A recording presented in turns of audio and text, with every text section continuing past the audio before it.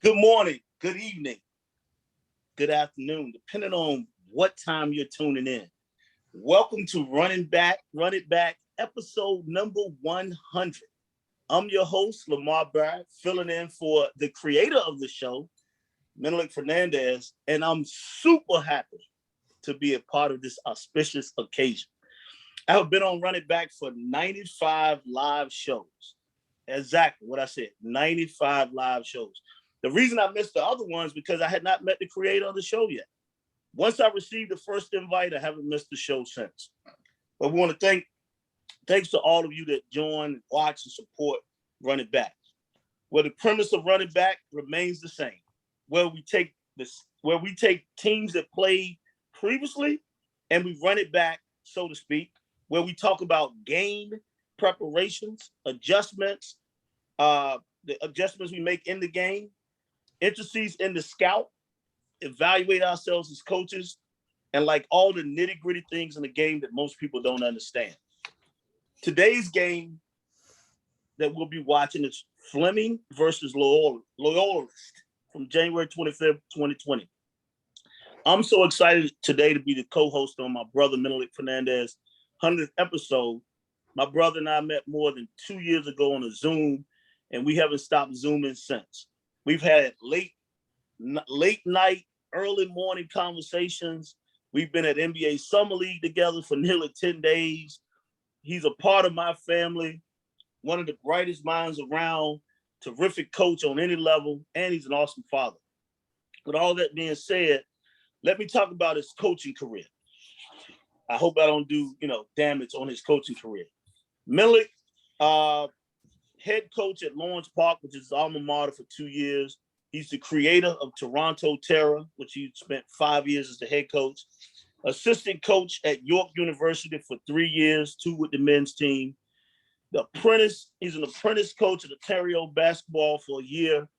Head coach at Halton Prep for 1 season. He's at Pro Scout, and I hope I'm not saying it wrong, but it's the Kashuing Steelers for 1 year. Currently Pro Scout for the Tampa Bay Titans. And then also Fleming College for half a season where he was the lead assistant, and then he took over as the interim head coach for the second part of the season. I want to bring on my guest, Menelik Fernandes. How you doing today, Menelik? LB, I am so flattered and so humbled that you would take the time to not only study up on, my monotonous introduction, but do it with panache and flair in a way that I now have to watch this back and be like, damn, he did that better than I did. Thank you so much. And as an aside, not only to you, but there's gentlemen on here that are former guests. There's gentlemen on here that are friends. There's gentlemen and ladies that tune in and watch and always hit me up. I'm so humbled that you have found value in this and that you have continued to be involved. It started 2 years ago as something that was to keep me from being overly depressed from the lack of basketball during COVID. And like you said, I've met so many fantastic people just like yourself, and I've been able to learn from so many people. And that's really the key here. So many great people just like yourself. I'm just truly touched as a friend. Thank you so much for taking the time to do that. I'm happy to be a guest on my own show, and I'm anxious to see if I can demonstrate that I too can coach in the realm of so many of you great coaches that have been on here and done this before. I hope I wasn't too long, but thank you, LB. I really appreciate you. No, you're welcome, man. Like I said, anything for you. People don't understand how much our brotherhood, and it's more than just me. It's a group of us. We always talk about it. How close we really are. I mean, we probably spend a lot of time with each other. Probably some, but more than their family. So it's always great. And we're just gonna jump right into this game, man. Sorry, let me interrupt you 1 second. I forgot to say one thing. The one thing I want to say is I really want to applaud you and thank you for mentioning my best accomplishment and stating that I am a great father, because, man, fuck all this shit. I'm sorry to cuss, but like all the rest of this doesn't mean anything. Thank you for that, LB. I appreciate. Yeah, and I've witnessed it. I mean, how he treats her and how his family. So I see it. So I can actually say that is true, that he is a great father. Let's jump right into this game, Fleming versus Loyalist. Planning for this game. Give me some background on the league, the game. Leading up to it. Talk about that, the background and For leading sure. into the game.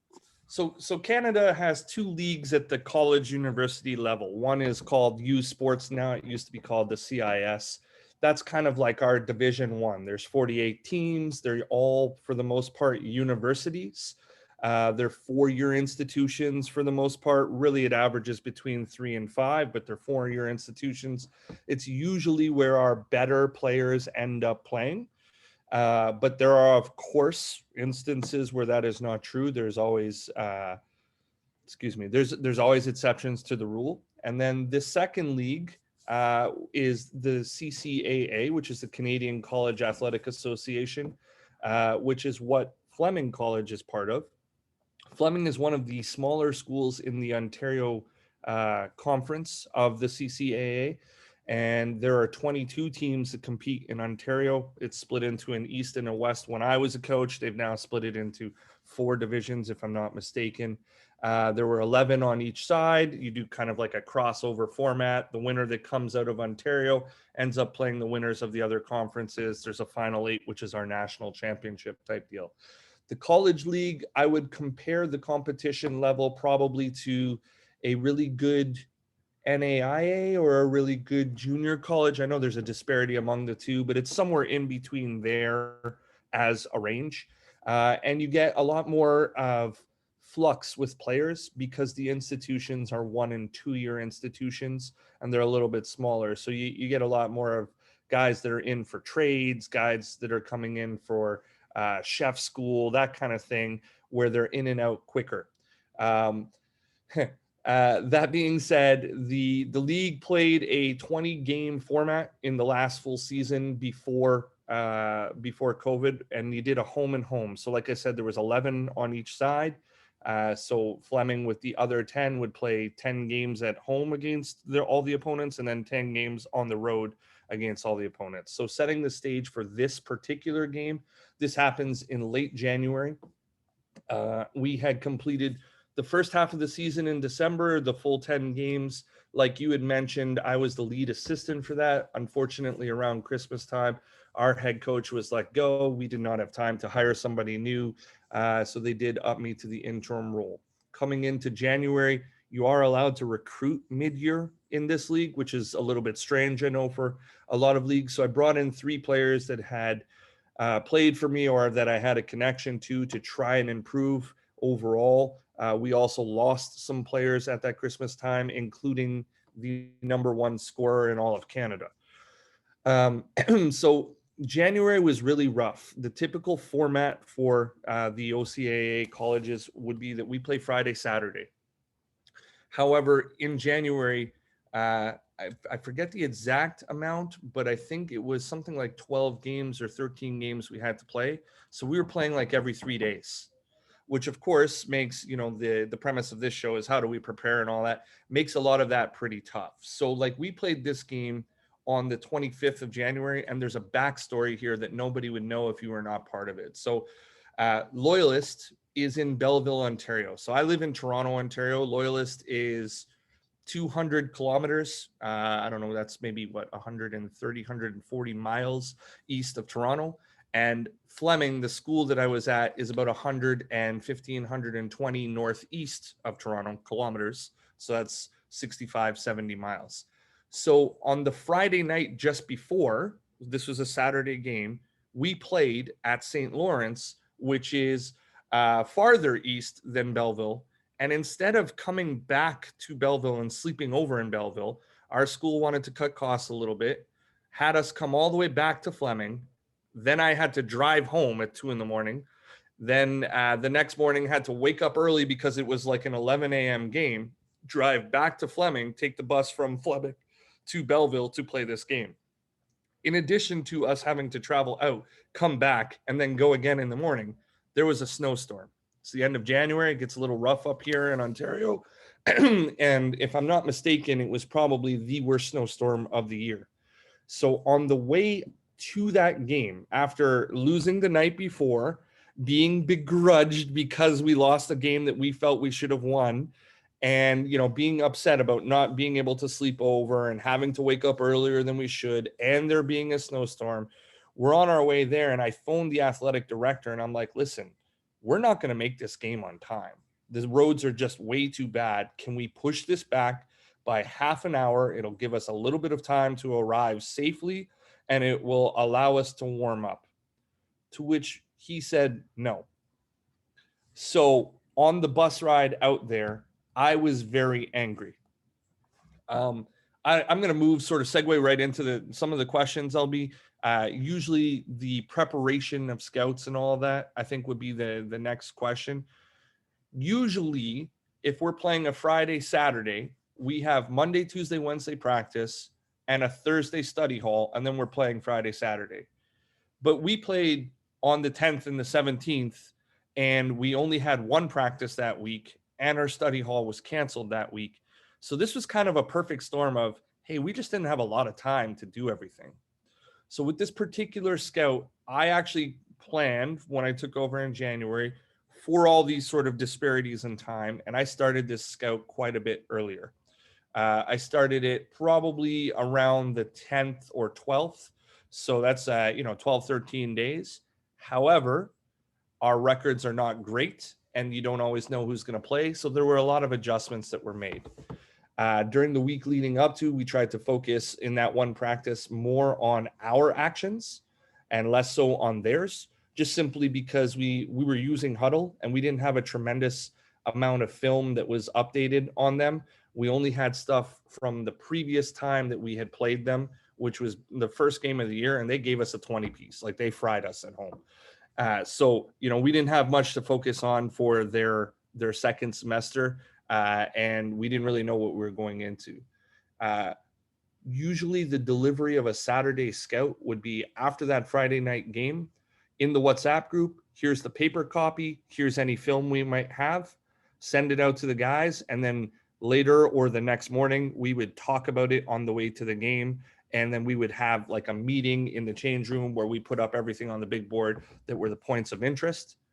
And once that is done, we sort of like do little quiz games in the locker room, helps with retention. And I would also print out a copy of our scout, and I would keep it on the bench so that guys who are there, and maybe I had a memory lapse and I forget what a coverage is or something, it's right there. I do have an actual copy of my scout. I'll get to that in a little bit. I'll put it up for you guys to take a look at what it is that we were sharing. But for the most part, for this game, we didn't have any of that because of all the circumstances that I said. So when we got there, the paper scout, I was so pissed off about the drive that I turned to my assistant, whose name was Mike Adamo, and I said, Mike, you're delivering what I've prepared. And in the change room before the game, we didn't even get a warm up for this game. He just kind of went through everything and sort of made succinct points in terms of what we're doing. I'll let you kind of navigate there. Sorry, I'm rambling on and going through questions, I guess, a little bit. Hey, it's your show, man. So you covered a lot of the questions, from, who's, basically who is, the game planning, how many games normally out, all of those things you kind of covered a little bit. And like you said, you had short time, so you kind of understand that how the scout was delivered, and you had the assistant do it. And so what were your keys to the game? Like, what in this specific game, what did you identify as your advantage? So here's a copy of the actual scout.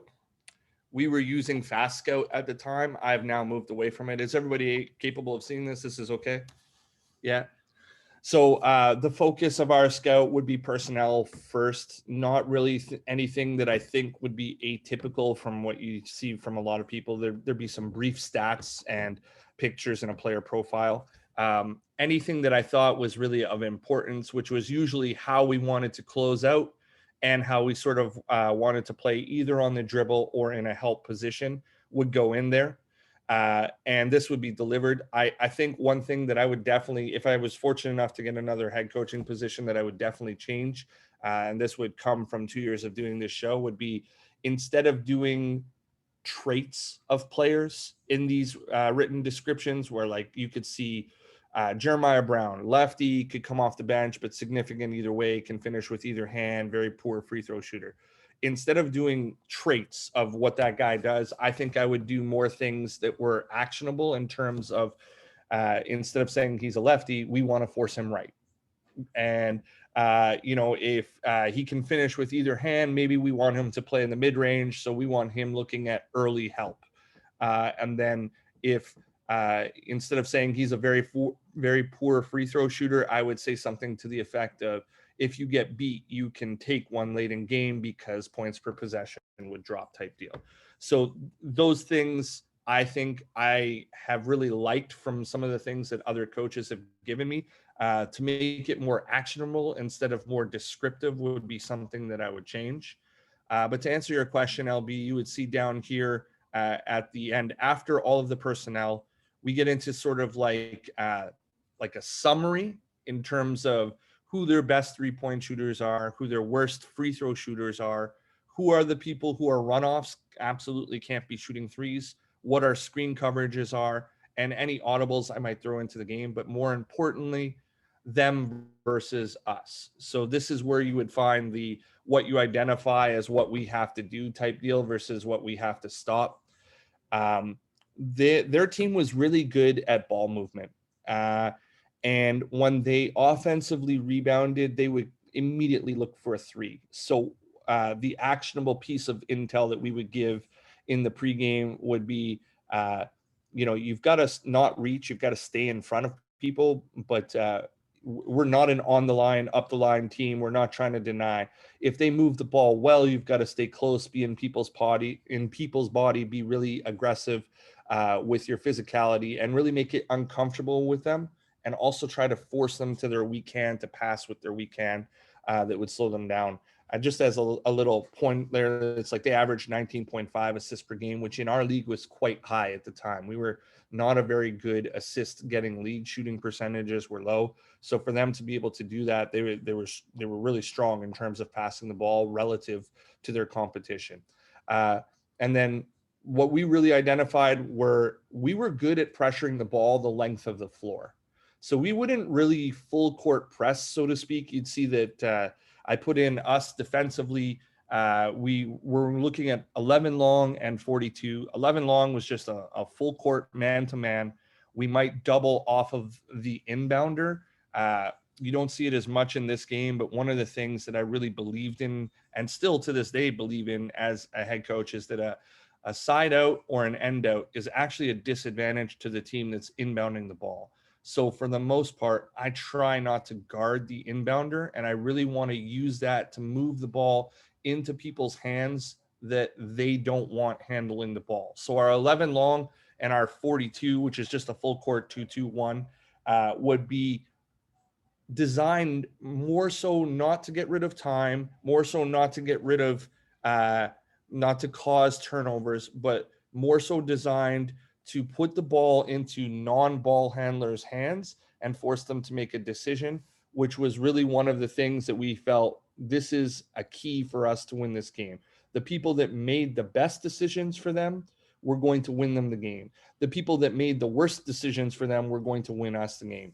And then the next big thing was that we were green on everything. So all of our screen coverages are delineated by color, excuse me. So green is that we're switching everything, but we were going to not tag and really try and stay in front of ball handlers and really get under on the switch so that they couldn't slip out and roll to the basket hard on us.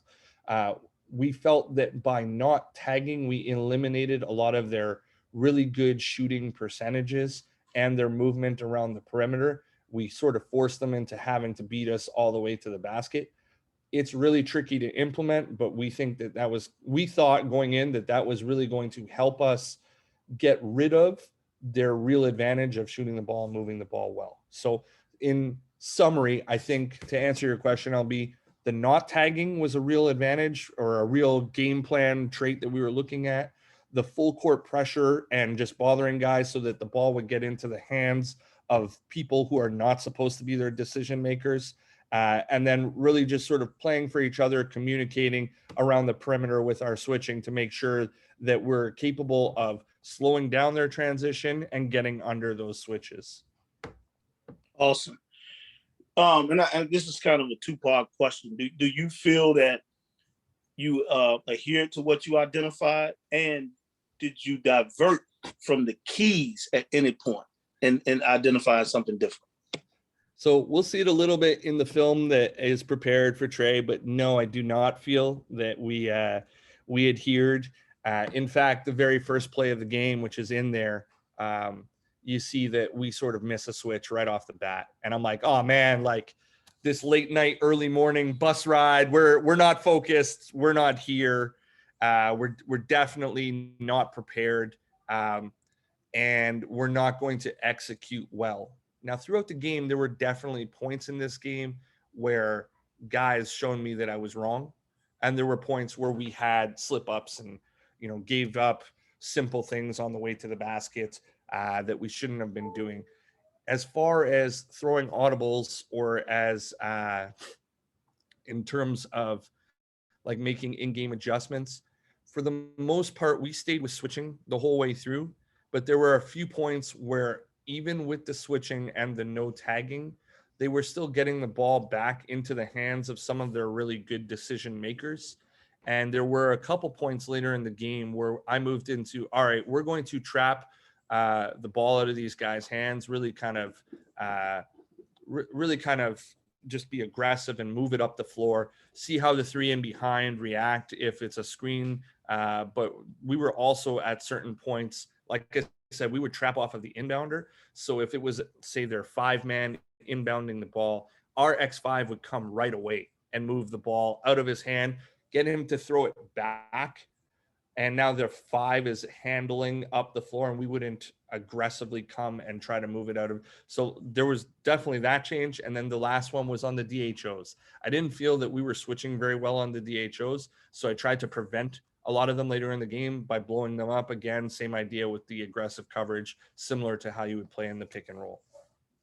You know what? I'm gonna piggyback on that. So because you talking about adjustments, and obviously something sticking out in your mind. And first part of that is any adjustments besides those that really stuck out in your mind, and anything from the opposition that stuck out as far as adjustments. Love it. So Pat Cabea was the coach of Loyalist at the time. He's a gentleman from Toronto as well. We loosely knew each other. He's a very good coach. He actually ended up winning the OCAA Coach of the Year for the East Half at the end of this year. So,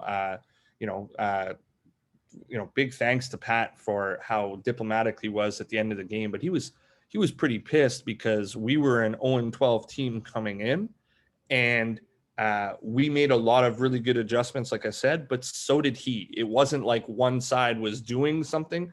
He noticed pretty early that I was trying to have people handle that he didn't want to handle. So he started sending his bigs down the floor and having more guards on the floor and have more of his guards handling from the back. There was definitely that.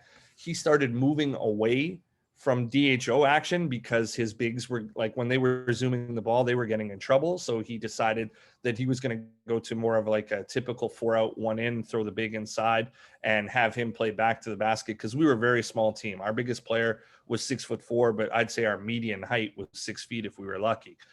So he made some adjustments that way. And then in terms of on the defensive side, he went to a zone in the late second and again in the late third because we weren't shooting the ball particularly well in the first half of the game, but we were also not passing the ball very well, which kind of made us a little bit more turnover prone, and had to call a timeout and adjust, had to have a little bit of a yelling match at the halftime, so to speak.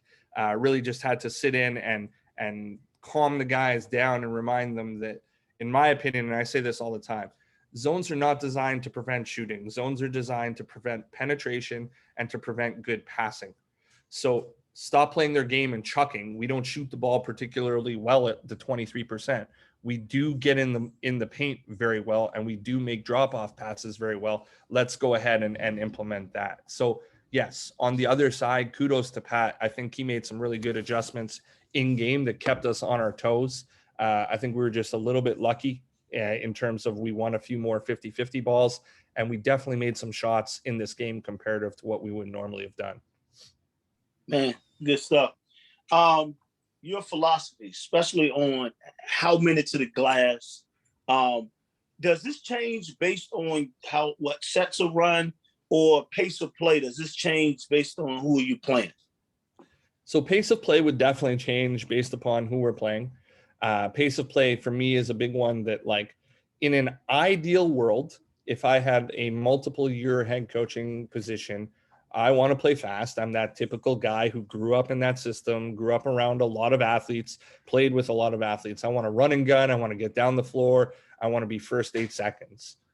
When I took over at Fleming, we very much did not have that personnel. It's not to say that we were bad athletes. In fact, we had one kid that can run a 10-6 100 meter.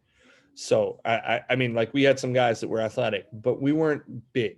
We were, like I said, a median height of maybe 6 feet.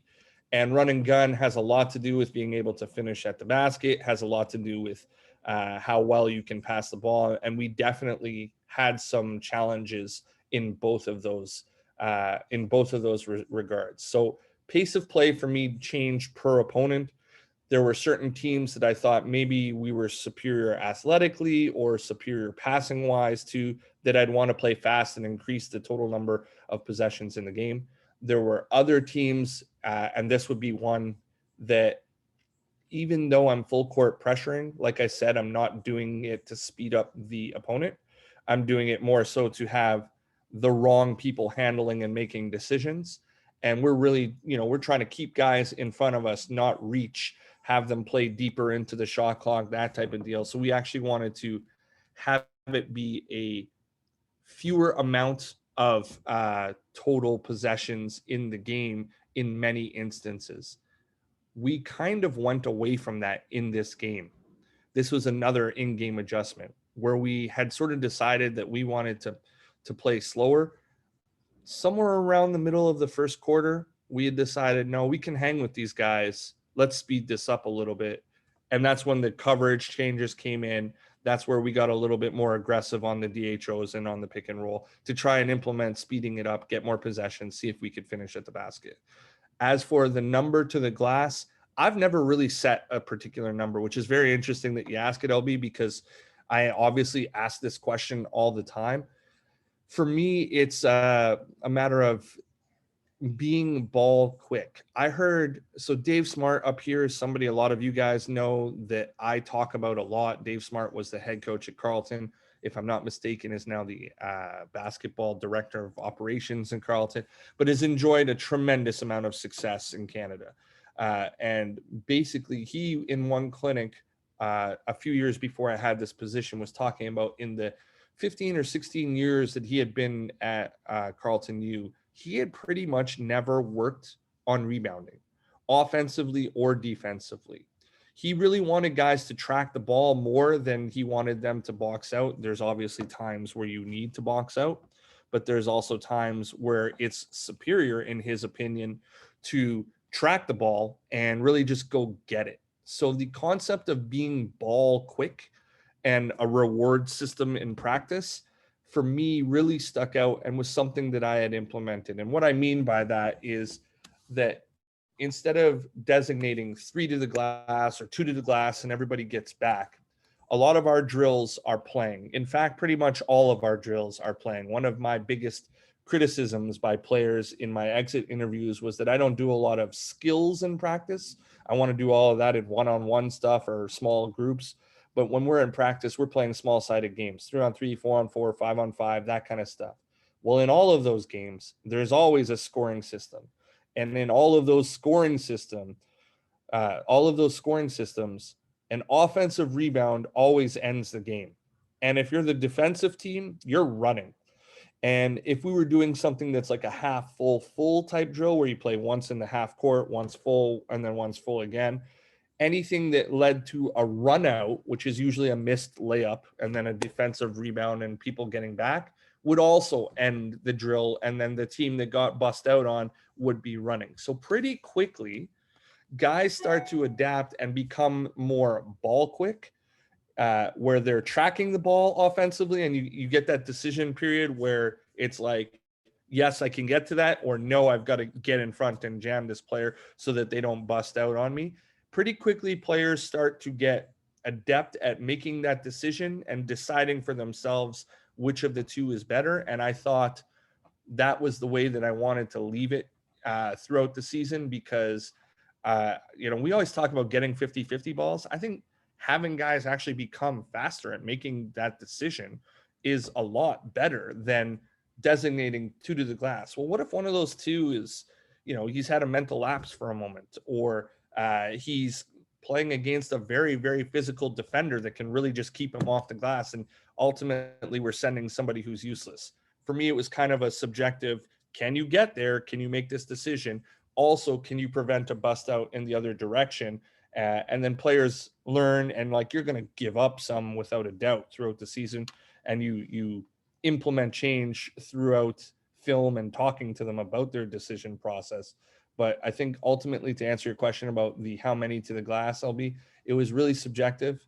And then moving away from this season and moving into, like, I coached at Halton most recently, and then with RWI, which is an AAU club. In both of those instances, I've really tried to implement tagging up. I saw Kirkland had just jumped on. Tagging up, of course, is the Aaron Fern philosophy of pushing all the defensive players towards the baseline or into the paint, and really just making sure that no run out has happened. And I think that both at this college level and the high school level moving forward, that would be what I would do as a philosophy, because it really makes a change in terms of how many how many offensive rebounds you get your hands on.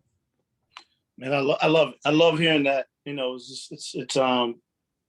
don't have, like, a lot of coaches do have it, like, oh, we're sending 3 to the glass, 2 back. So you have a system in place that I like. I asked this question: when you're fully healthy, this is you, how you want to play, your style. Like, how many guys do you play typically when you're, how deep are you going to go? And then, like, you talked about fast break, you like to get up and down, but, like, what percentage do you want to play in transition and then in half court? Like, what do you look at? So I'll address the transition one first. A lot of the time with these games, we want it to be 70 or 80% in transition. That's how much we believed we could really get up and down and run.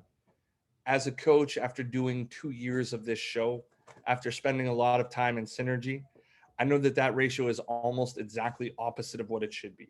You should be somewhere in the vicinity of 75 to 80% in the half, 20 to 25% in fast break. And it actually, when you look at the season that I had coached, broke down quite a bit closer, according to Synergy stats, to what it should be than what I wanted it to be. It was an unrealistic measure or metric of success that, as a novice coach, I just didn't really have the background to compare it on. I'm sorry, I forget the first half of that question. It was how many If do I you're want to fully play? healthy, how many do you like to play? Sure. So this is another one that I can share. This is something that I would do going into every game. So in this particular one, I have 1, 2, 3, 4, 5, 6, 7, 8, 9, 10 guys. And you could see the total minutes for the game would be broken down as to what they were there. So here, I can actually zoom this a little bit, I believe. The zoom's up here. Everybody can see that okay? Is that okay? Yeah. So this was just a little template that I had created. You'd have all your players down one side. You'd have all the minutes of the game, so 10 to 0 for each of the quarters. We played 4 quarters, 10 minutes each. We play FIBA up here. And then at the bottom, it would tally how many players I would have in the game for each of those minutes, just to make sure that I didn't screw something up. So you could see my starting lineup, with the exception of one, are going to play, the majority of this first quarter moving into a game like this. And then that one sub, I'm going to have that one guy come in. 9 was kind of the number for me. I think maybe it might even be 8 if I had more of a, I don't want to say that more of a better first 8, but because like our fall off was pretty big from player 6 to player 10, but it just really came down to with the way that people stayed eligible, the way that people were injured or not injured, the way that people would have difficulty going to class. There were a lot of times where I had to play more than what I wanted to, not really from a discipline perspective, but more from a restriction from the administration. Like you can't play that guy more than 4 minutes, if at all, type deal. So I'd really have to figure that out and work them in. I also believed that 10 was an okay number to still be able to get everybody significant minutes. If you see here, like we have our next 6 from 6 through 9 here, you can see the fall off in minutes in this game. Most of our games would be, I'd have 7 players, 8 players in the 25 per minute range. And this is a question that I ask a lot in terms of how well or not how well do you sort of structure your lineups and really sort of pre-plan your rotations. Well, I did heavily. I know that I often ask, like, what do we have guys on the bench tracking? This was one of the entire jobs of one of my assistant coaches, where let's say Orlando Carayas was scheduled to come in at the 3-minute mark. Well, if Wayon Thomas, the player that he's coming in for, is playing well, that coach and I would have a discussion about, all right, stretch 3 minutes here for Way right now, and then remove 3 later from him. Let's have it be here.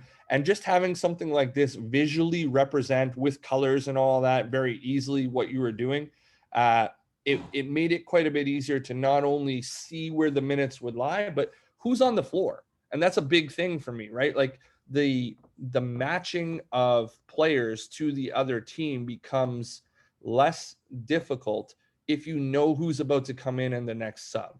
So if the other team goes ahead and substitutes a player that like you're not anticipating, you can take a look at, are we good for the next 3 to 5 minutes here? Like the next player that's coming in, is he going to be able to guard this? Or do we already have to make an adjustment for the next lineup because we don't really have a true 5 or a true 4 on there that can guard that player on the other team?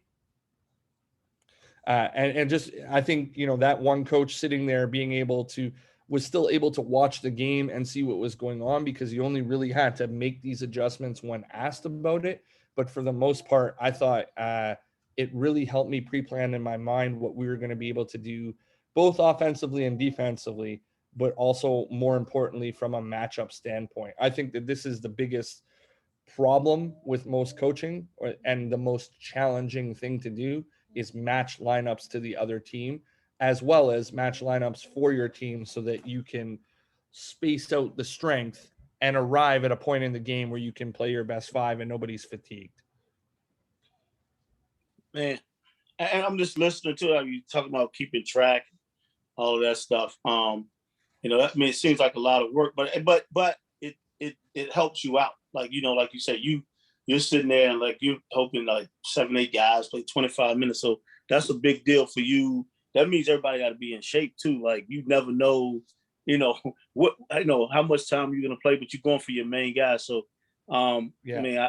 I'm listening. I'm learning as I'm asking these questions. Halftime comes. It's you had a great, whether it's a great half or a poor half, it comes. What are your goals? What are you trying to accomplish? And what changes are you trying to put in? For sure.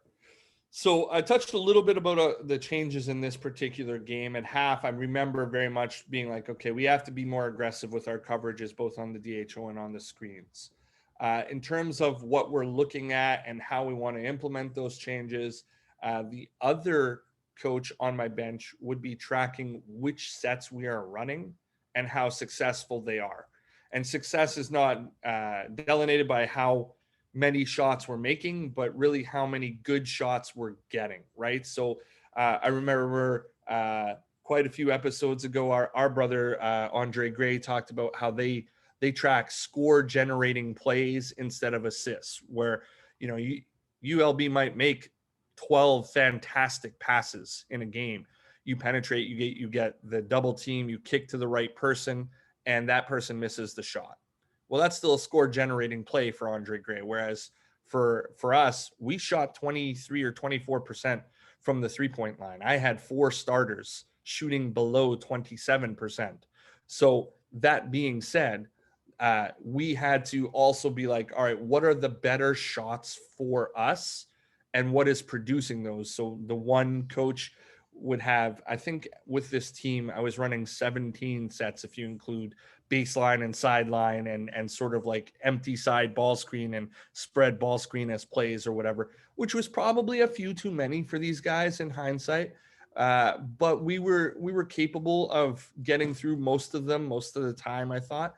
Well, we really at halftime would be like, okay, well, Spain pick and roll. And we had like a stack down option, which we'll see in the video, was a variation of the Spain pick and roll type deal.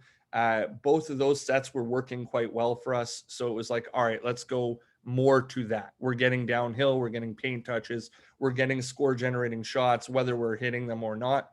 And then another adjustment that I really sort of saw and felt I needed to make was I mentioned him previously, but there was a gentleman on our team named Orlando Carias. And at the end of the year, ironically to me, he ended up by synergy stats being our best player. He scored the most points per possession. Orlando, and I'm going to give him a quick shout out here. He ended up actually playing for this team that we're facing here after I ended up leaving Fleming. But Orlando is a real overlooked guy. He's a 5'11" if he's lucky, and 140 pounds soaking wet, as they'd say, type deal.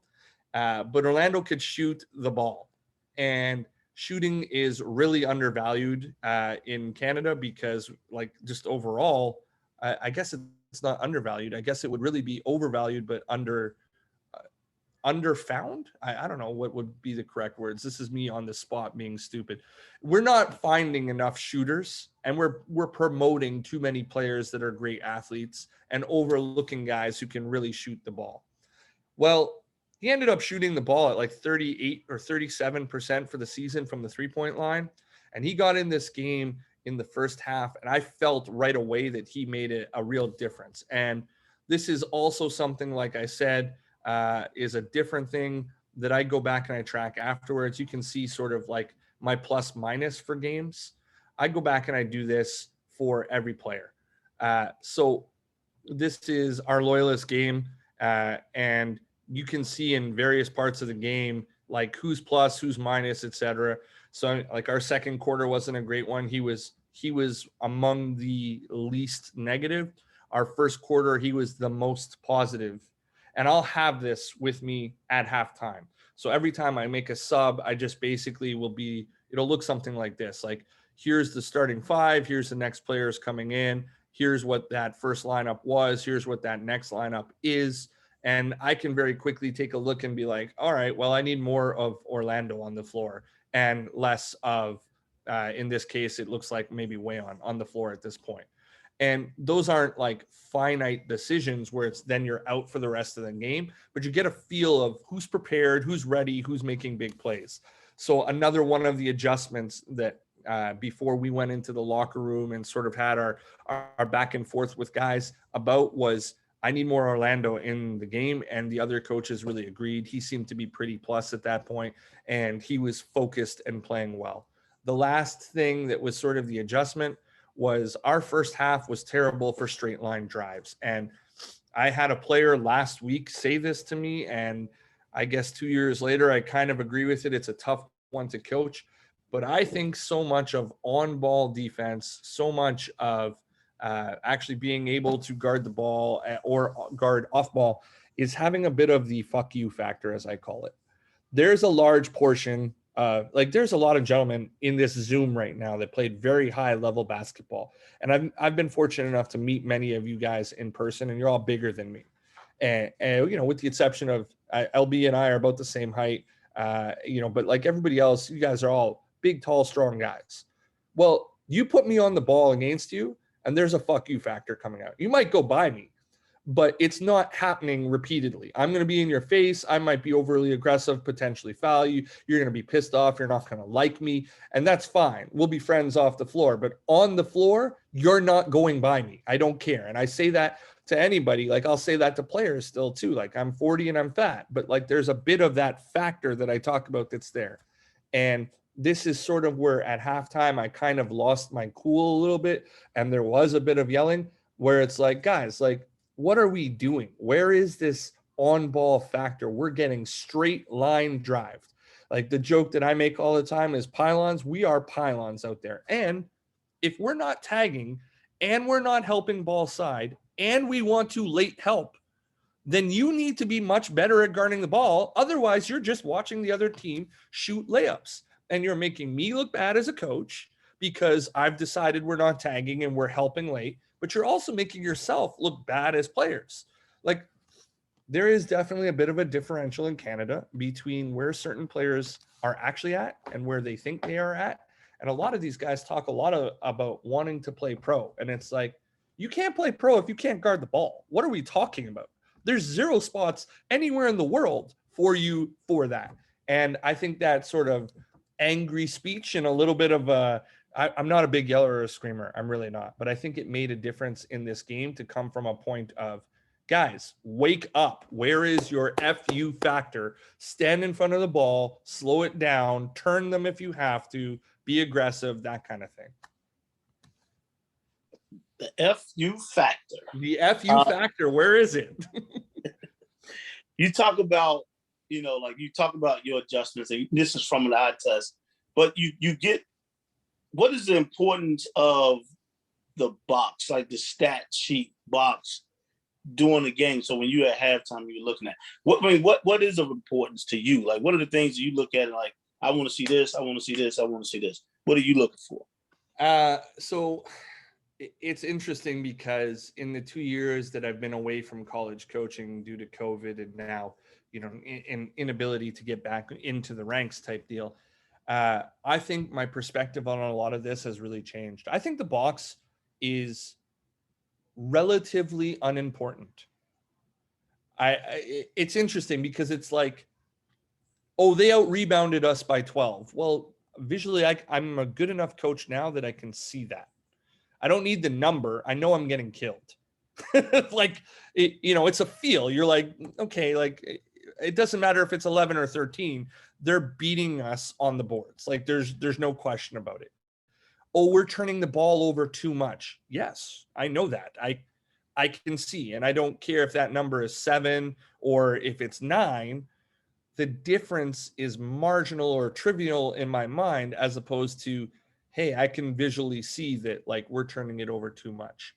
I will probably get in there and take a brief look at those things that I said, the turnovers, their offensive rebounds comparative to our defensive rebounds. So works out to their rebounding rate at our side of the basket.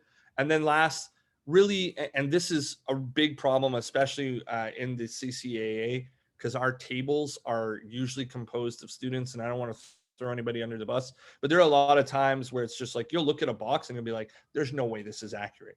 But the third thing that I would look at really would be the amount of shots comparative to our team, to the other team. So like if they've shot the ball 10 times more than us, then I don't really need to look at the turnover and offensive rebound numbers because they have 10 shots more than us.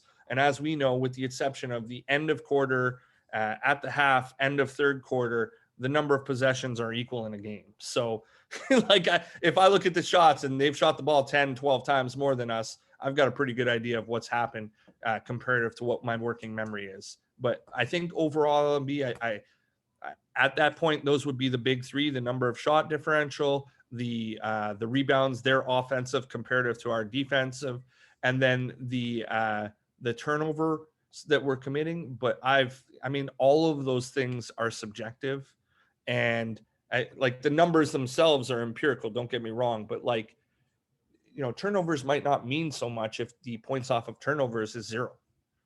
Or the difference in offensive rebounding rate for them versus offensive rebounding rate for us might actually offset each other. Or the differential in shots or differential in rebounds might not matter if they're taking 15 shots more than us, but they're shooting 15%. Like, all of those things kind of have a subjectivity to them that you have to take in stride relative to what they actually mean. And if you can't interpret them properly, that box almost sort of becomes a non-factor. Well, before I ask this last question and we move on, it's just interesting. I'm listening to you, and this is out of the box. Like, how much pre-COVID to now, and you've had the show and you've listened to so many coaches, like we said, it's the 100th episode. Like, how much does that change you, like your thinking a little bit? Because, like you said, a lot of times you said pre-COVID, I was doing this, or I thought this, and now I've listened to people and I've searched more. Like, how much does that change you? I don't know that there is a number that you could truly assign to the exponential difference of what I am as a coach comparative. This is a tangent that I could go on for 20 or 30 minutes, and I'll try to be as succinct as possible. Prior to COVID, I was a cocky guy who thought I was a pretty good coach.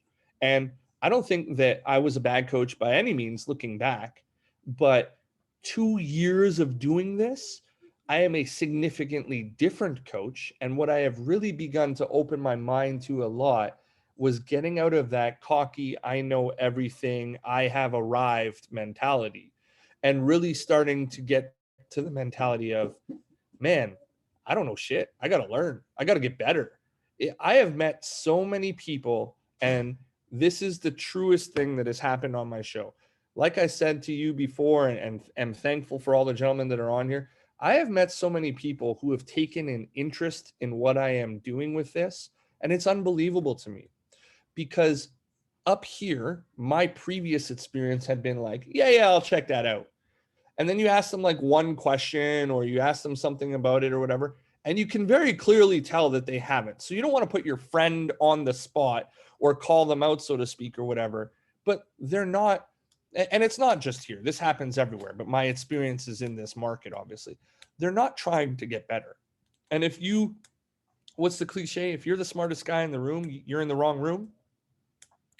Well, I mean, I recognize that I was in the wrong rooms, and I have met so many people, like I'm saying, through this, that not only have taken an interest, but they'll hit me up and they'll be like, you talked about this in this episode. Can you give me more? Can you tell me where you got that from? And what has really changed my perspective, like you're asking, are those kinds of people where I'm like, holy shit, man, you went and watched a 2-hour niche episode about coaching from 30 weeks ago with this particular person who you barely knew type deal in order to get better? Man, how am I going to coach against you if that's the kind of person that you are and I'm doing nothing? Right? Like, you can still win games by having better players. That's definitely an absolute, but that's not the goal here. The goal here is, success, and success is defined by, like, this is your level and this is what you're achieving, versus this is your level and this is what you're achieving. Well, one of those is success and one is not. If you're good enough to show up and this is just your level and you've done nothing to improve, you're not successful. You're just what you are. You've just shown up. I'm a 6-foot overweight guy from Canada in a small market who didn't start coaching until I was in my 30s. And if I want to be successful, if I want to coach at the highest level possible, pro or NBA or NCAA Division I, whatever my ceiling is, if I want to coach at that, there's no way that I can show up and not be ready. There's no way that I can show up and not be prepared. You're fat. You're old. Get out of here, bro. Do better. Like, know what you're talking about. And that is what has been changed in me from doing this show. I have sat down with 22 countries of coaches, with so many people that just not only know their craft, but are good at their craft, that have changed my overall perspective to one of, man, get better every day. Interesting. I mean, that's deep. I'm kind of, as I was just listening, that question popped in my head, and I wanted you to at least express that how you felt about that. So, I enjoyed the answer. And this is a question before we get into the meat and potatoes of it, as we say. I mean, we've probably been close to an hour now, but you look up, and I know plenty of your shows. You like, hey, I just need an hour. First, it used to be I need an hour from you. Then it was an hour and a half, and then it just got to 2 hours. And now I see. Now I see. Where's Mike the Cracker right now, making fun of me every time in the chat? Exactly. So now I see why it could go as long as it does. But scout factor and win loss, right?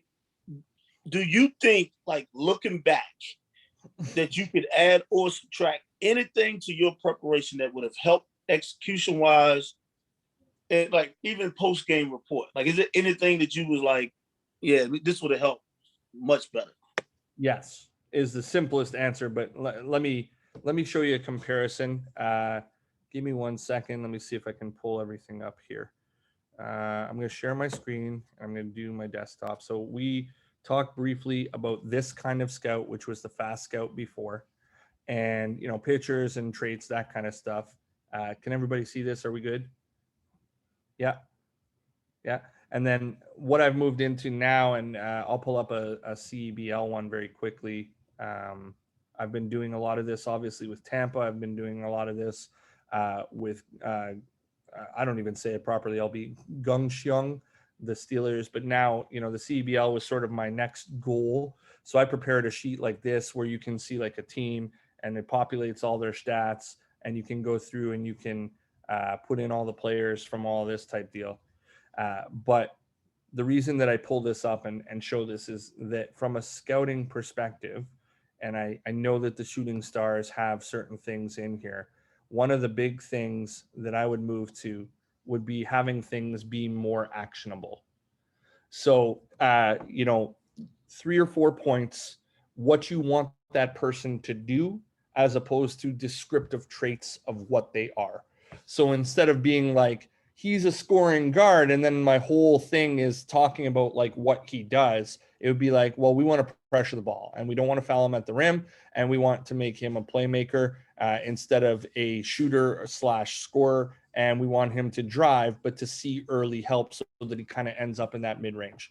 Those things are specific, they're actionable, they are simple, and you spend less time on your scout talking about things that, in my opinion, comparatively don't really matter, right? Like, he's athletic and runs the floor well. Well, yeah, this is basketball. There's a lot of tall gentlemen who can jump really high and run really fast in this sport. That doesn't really give me something to do against that. So that would be one thing that I definitely think that would be different in my scout and different in my scout factor. The next thing that I think would be different or important would be the post-game reporting. I've mentioned it a few times in this show. So previously what I was doing is I would go and I would calculate that plus minus, and I would give them a sheet sort of so that they can get an idea. Well, this, in my opinion, moving forward means that like we're probably playing you a little bit more and you a little bit less, and it quantifies playing time as well, so that you get into fewer arguments, especially at like say the high school level or lower levels of basketball type deal. But I didn't and was not doing anything that was an actual post-game report. I've been very good at keeping video of all my practices and all the games that I've done. I put them on external hard drives. I go back and I review. But when you actually, instead of, like, I'm not a drinker, but I know a lot of coaches will go to the bar after a loss, drown their sorrows, have some water cooler talk. Man, we need to get better players. We need to recruit and be different. Well, yeah, maybe. But like, okay, if I needed more shots for Lamar, what actions, how many times did I run, empty side ball screen, which he's really good in? How many times in the game did I go to Spain pick and roll, which he's really good in? And he was unable to get all the way to the rim because they were switching the low man instead of the screener. And, those kinds of things are fresh in your mind after a game, but also easier to write about when you go back and watch film and create this post-game report, but also will long-term help you become a better coach. It's a little bit off to the side, so I'll just show you one of the blank ones, but I've started keeping these kinds of journals to do exactly that, where it's like, this one is blank, but it's like I could go to this specific game and I can read the report on that game of what I've written up as to, well, this, I didn't realize from the box this kid killed us in a different way than I thought, or we went away from this action and we should have stuck with it 8 more possessions in a row type deal. I think that's a real thing that I would do differently if I was fortunate enough to get another head coaching spot, where it's like I would really keep those post-game reports where I would evaluate myself and, hey, was this execution or was this my implementation of an improper scout? Man, you dropping a lot of jewels, a lot of knowledge here. And it's something you said, and I got to get this off my chest. So the pet peeve, one of my biggest pet peeves, and guys on this, they know, head coaches, January, February, March, they're saying, man, we just not good enough. We got to get new players. And I'm always like, it don't matter if we get new players, because that's for next year. We got to coach the guys we have now. And I hate when coaches continue to say, we're just not good enough. We're not good enough. Well, yeah, we're not good enough. Okay, we're not good enough, but how are we going to get better? And I just hate that term all the time. Like, these are the guys we recruited. This is what we have. And everybody wants to say, we got to get better. Like, we need better players. Like, they're not. And are we really coaching? They're not magically appearing. You can get players next year, but it doesn't affect what we're doing now. So that's one of my pet peeves. I actually hate when coaches say it all the time, and it's unbelievable. But look, man.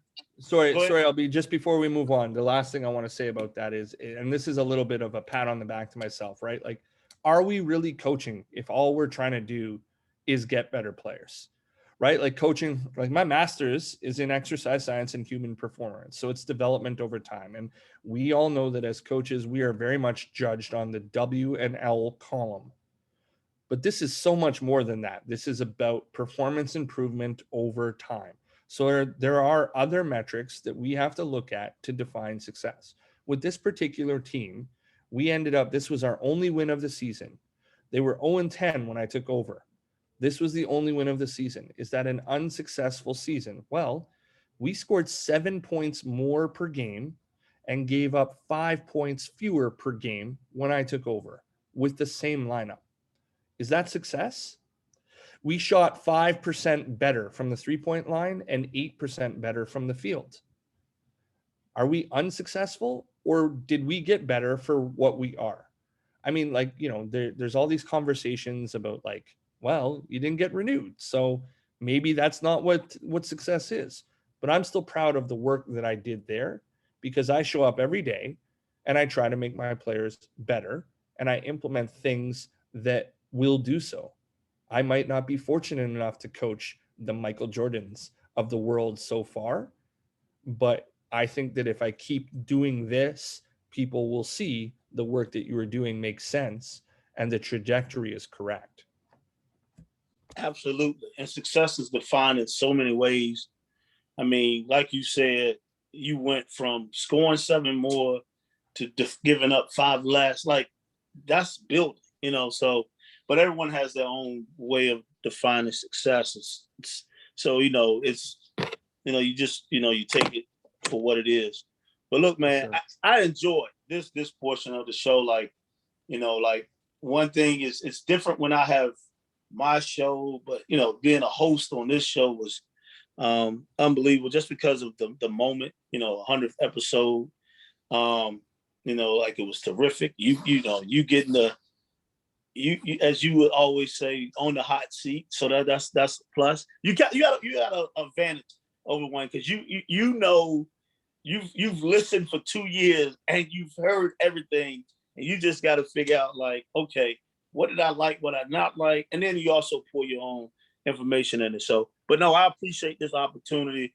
And before we go, are there any questions before we head to the next segment of the show?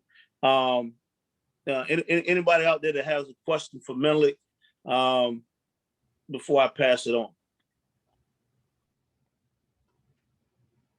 Thanks, LB. I appreciate you.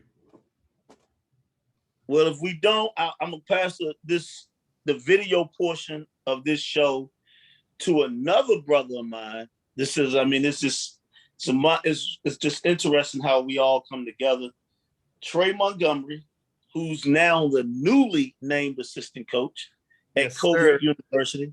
And so we all, when one gets a job, like we've had a lot of guys that have gotten jobs within the last 2 years, and we're all happy for us. So when one gets a job, we feel like we all got a job because we are, we're so much together. But I want to pass this portion of the segment, or pass the video portion on to my brother, Trey Montgomery. He's going to take over from here. And Menelik, like I said, I enjoyed it. Thank you, sir. Thank you. Yeah. Oh man, LB, the introduction again, you're on point, man. I appreciate it. And Menelik, I appreciate this. And obviously with, the new position and everything that has gone on in the past couple of weeks, just wanted to say I could speak for all of us when I say that these type of things, the running backs, the unmasked, and all these other things, that endeavors that we're a part of, they keep us going. When there's not a lot of basketball, when there's dumb basketball, or when there's a job or not a job, or whatever the circumstances, these type of things like keep us as coaches on our toes. And so once again, I'm very appreciative of the opportunity. Pleasure. Thank you for doing it, man. I mean, you're a Division I coach, brother. Like you're gearing up for your new job, and for you to take the time to do it, man. Thank you. I appreciate you. Oh man, this is light work. I mean, anything for you, man. You're my guy. So, so let's get this party started, man. I'm gonna go ahead and share the screen, and kind of get this thing rolling. Hopefully everybody could see that I'm moving my cursor and all this stuff over. Yeah. So as you mentioned before, this game is you guys, Fleming versus Loyalist, and just before this action, or before this first play, I wanted to ask, going into the game, like right before the tip, right before the game gets going, it's warm-ups, it's everybody's getting going, what is going through your mind as a coach, as an interim coach, knowing that you've played them before and may not have had as much success as you guys wanted to? Like, just for a brief second, just go into, what your mindset is and how you prepared mentally, not necessarily X's and O's, but as a coach yourself personally, like going into this game. Wow. Every game for me, it's interesting. I don't get nervous the way that it's like an anxiety feeling of like, oh shit, I'm unprepared, or I don't know what I'm going to do. It's more of a nerve feeling of mentally rehearsing what's about to happen. In this segment, what do I do? Who do I like? Just really trying to get practice in my mind as to, if they do this, what am I going to do? If they do that, what am I going to do? So like they had one big adjustment in this game. They had a player, don't forget his name now. Their best scorer, Jeremy something or other. I can't remember it. That's very bad that I can't remember his name right now. Well, it was 2 years ago, so. Yeah, sorry. It's Jeremiah Brown. That was his name. Jeremiah Brown, yeah. Yeah, and Jeremiah didn't end up playing in this game. I think they had just come off of a really big conference win against Seneca College, which was the defending champion at the time. And we were the back-to-back game, and I could tell that they hadn't prepared for us at all. And they were going to sit that player so that I guess he would not get injured for their next game. I mean, they're in a different position in their season than we are, where we're winless. And sort of like, to answer your question, how I'm preparing, I'm angry about the situation of the game not being moved. I'm angry that my guys are not able to really warm up, and worried that somebody's going to get injured. But I'm also just sort of mentally rehearsing, like, what I'm going to do if this happens or if that happens. If they run this action, how am I going to defend it? If they play this player that is deeper in their bench, who am I going to make the counter sub with? Like, I'm really just kind of going through the rehearsals. But in addition to that, this, I believe, was my 5th game as the interim head coach, and we're 0-4 under me. So all that pride sense of, I thought I was a pretty good coach and I think I could do this, is also starting to weigh a little bit of like, okay, am I going to get one? Because all of these games that we have lost, the 4 previous, we should have won. We haven't faced the hardest opponents in our conference yet, the ones that are supposed to beat us. So I need to pull this out. What magic can I work to get us ahead so that we can do that? Nice. And I've always been a guy who always says the team takes on the personality of the head coach. So I'm sure there's a little bit of that fuck you factor, in your head with all that stuff that's going on. So we'll get right to it. Like, you can see it. Like, you see the way that I'm leaning forward and my hands are clenched. Like, I was mad. I was like, we're going to get this one. Like, this is like, what are we doing? How can we not push this game? Do we not care about the safety of our athletes? All that kind of stuff.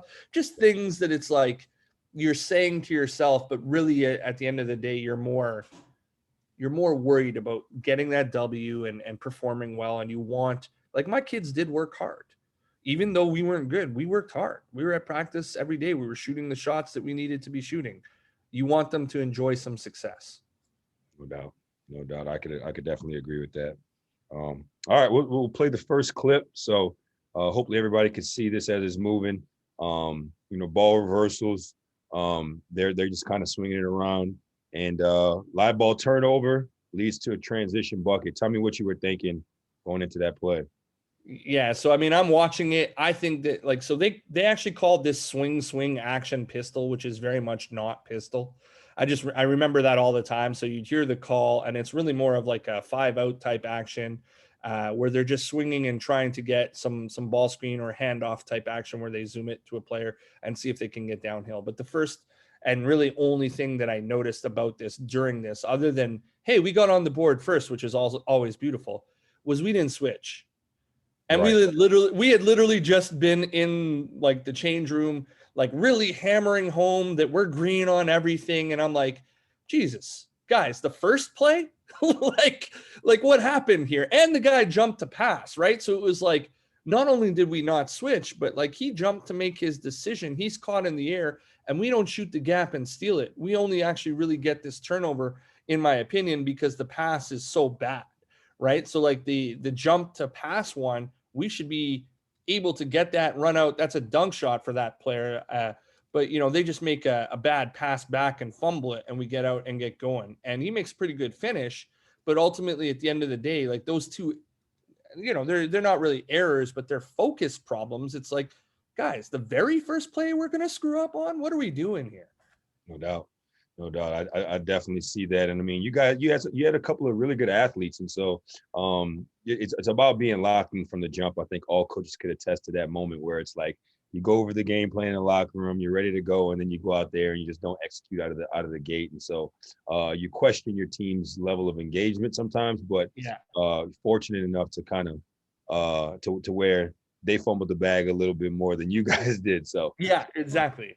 I often talk about the game within game, right? So like, the first 3 minutes is a game, but winning the tip and getting that first play is a game.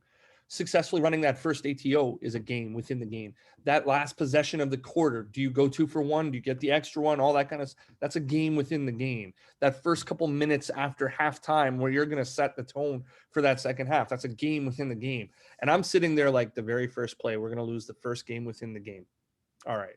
Like, and there's not feedback. It's just like, fuck, let's be better. Come on. Yeah. These are teachable moments that you got that you could have, and you could always, look back at, and then you could also say to the guys, like when you guys aren't having success, this is the type of team we are when we aren't locked in, versus here are the moments when we are locked in, and look at the vast difference in some of those results and things. So I mean, it's always good, honestly, in the words of my dad, it's always good to know your shit stinks, because at the end of the day, that means you got to wipe your ass. You know what I'm saying? That's and it, 100%. So at the end of the day, I think it's a good thing. Love it. Second play, straight line drive. I'm sure you're not happy about this, as no coach is, but the guy seems to be ball handler seems to be dribbling up the left side of the court as he passes the timeline or coach's box or whatever you want to say. He just kind of sees an opening, and as he drives, there's really not any help from the help side or from the bottom or whatever you want to call it. And so he just basically gets a free ride all the way to the rim and fortunate enough to make the layup. And so tell me, what you're thinking as, this happens, whether it be positionally, defensively, as far as your rotations, whether it be on the ball defense, as you mentioned earlier, you guys want to be able to sit and force them into tough decisions and not just give them lanes. Like, tell me what you were thinking over the course of this play. So this action is similar to that last action where they're going to come down and maybe drag screen or empty side ball screen type deal and try to attack middle. And our on-ball defender, which is actually number 11, you can't really see it very well there, is Wayon Thomas. He's our biggest player, but he swears up and down that he's a shooter/defender on the perimeter. And Wayon has slow feet. There's actually 3 clips like this in this game. Now, don't get me wrong. In a chase down situation, you don't want this guy chasing you down because he's sending your stuff into the third row. But playing on this, the first thing that I notice is he's playing sideline baseline, and we're not a sideline baseline team by any means. If there was to be a drag screen that happened here, or they slow it down and it's no longer a drag, it's actually just an empty side ball screen, what we would want is for him to be forcing the ball middle. So he would be forcing the player on the other team's name is Ebenezer, who's an excellent athlete, in my opinion. But we want him to be forcing middle so that we can force it into that switch so that we could switch up the floor with the screen defender and switch down the floor with the on-ball defender. And he's obviously completely turned in the wrong direction there. And because of that, gives up a better angle to drive. The next thing that I notice, and this is very common with all of the players that I had, is that his first action is not, oh shit, this guy's going to the basket. It's, I'm going to reach for him with my arms to try and slow down his action to the basket. Instead of, I'm going to move and cut the angle and try and turn him, he's going to reach for him, which then ends up in the bullfighter defense. You might as well, get your red cape and yellow lay at that point. He's beat. Now, when he's beat, the last thing that I notice about this clip, and it's a little bit hard to see with the YouTube action there, but we're supposed to be helping late, if at all. I mentioned we didn't want to tag in this game, and we wanted to have late help. We help from the wrong spot. We are not a weak side, high I team. We are a weak side, low I team. So the 2 that are on the help side of the floor, we want to be helping from that low guy who is very much not a shot blocker in this instance. We want him to step over and try and take a charge. The gentleman with the red shoes, if you advance it just like half a second, you would see. But I mean, he's like, our top guy goes because he can tell that our low guy, McCones, who is actually our team captain, is in outer space. He's hugging on the other side of the floor. He's not paying attention to what's happening. And the guy that goes, Devontae, like you said, pretty good athlete, can get up. But from this angle with the late help, there's no way you're blocking Ebenezer's shot at his speed, at his trajectory. It's just another real mental lapse of helping from the wrong place, even though we're helping late, not playing on-ball defense correctly. Angle of that player is incorrect, not doing what we're supposed to do. And then if I'm not mistaken, you'll actually see one more. Yeah, no doubt. Now, as he's getting to the rim, obviously you want this bottom guy with the red shoes to be in that position to help as well. Now, let me ask you this, as far as going into the scout, is he thinking like, man, I'm guarding a shooter, like I got to be able to do both? Like, can you play into what he was doing? Or was it just like, yo, I just completely mess up the scout, I'm in no man's lane, like I wasn't thinking? Is there any leeway towards that decision or lack of decision that he made? There's definitely leeway based upon the scout. However, in my opinion, I think if you were capable to back it up like 1 second, you can actually see number 2 with those red shoes. His body is facing the opposite sideline. Right. So I remember this play, like I'm looking at everything while it's happening, and I know that we're late help, and I don't believe he's guarding a shooter because their best shooter is at that offensive right elbow right now. But you know, even if his scout was, hey, we're hugging type deal, we are late helping and he is expected to come, but he's just not watching the play. So because he's not watching the play, and this is pretty much in transition, like what are you looking at type deal? You don't need to look at a guy in the help side corner. You know he's there. Yeah, he's just late. He's a little bit step slow, so to speak, and turned the wrong direction. So that if his focus was even fast, he still wouldn't be there in time, in my opinion. Yeah. Last question on this. You know, all right, so he's going to the basket, and we all know, like, everybody claims to be the greatest finishers in the world, but we've seen some of the best players miss wide open layups. Explain to me, you know, your rebounding philosophy here, where, you know, if he goes up and he misses, are you a formal got to check everybody, or are you a guy that's like, you know, we just got to get the ball by any means necessary? So it's very much get the ball by any means necessary. What I often would teach would be three forming a triangle. So if you look, you actually kind of see it like with the contest, the gentleman with the purple shoes guarding their best shooter and the guy that got beat on the ball. They should be forming sort of a triangle so that if there's any sort of action right in front of the rim, that space is entirely theirs. And then the other two should be covering the elbows and rebounding down. So we teach, I believe my annotate factor will work here. Give me 1 second. We teach sort of like a triangle in here, but then all of our taps, we're trying to tap into this area or this area. So this player needs to be able to move there. And then this gentleman needs to first look to see which of these two are coming, if either. And if neither of them are coming, needs to be prepared that a tap might happen in this direction to where he's standing.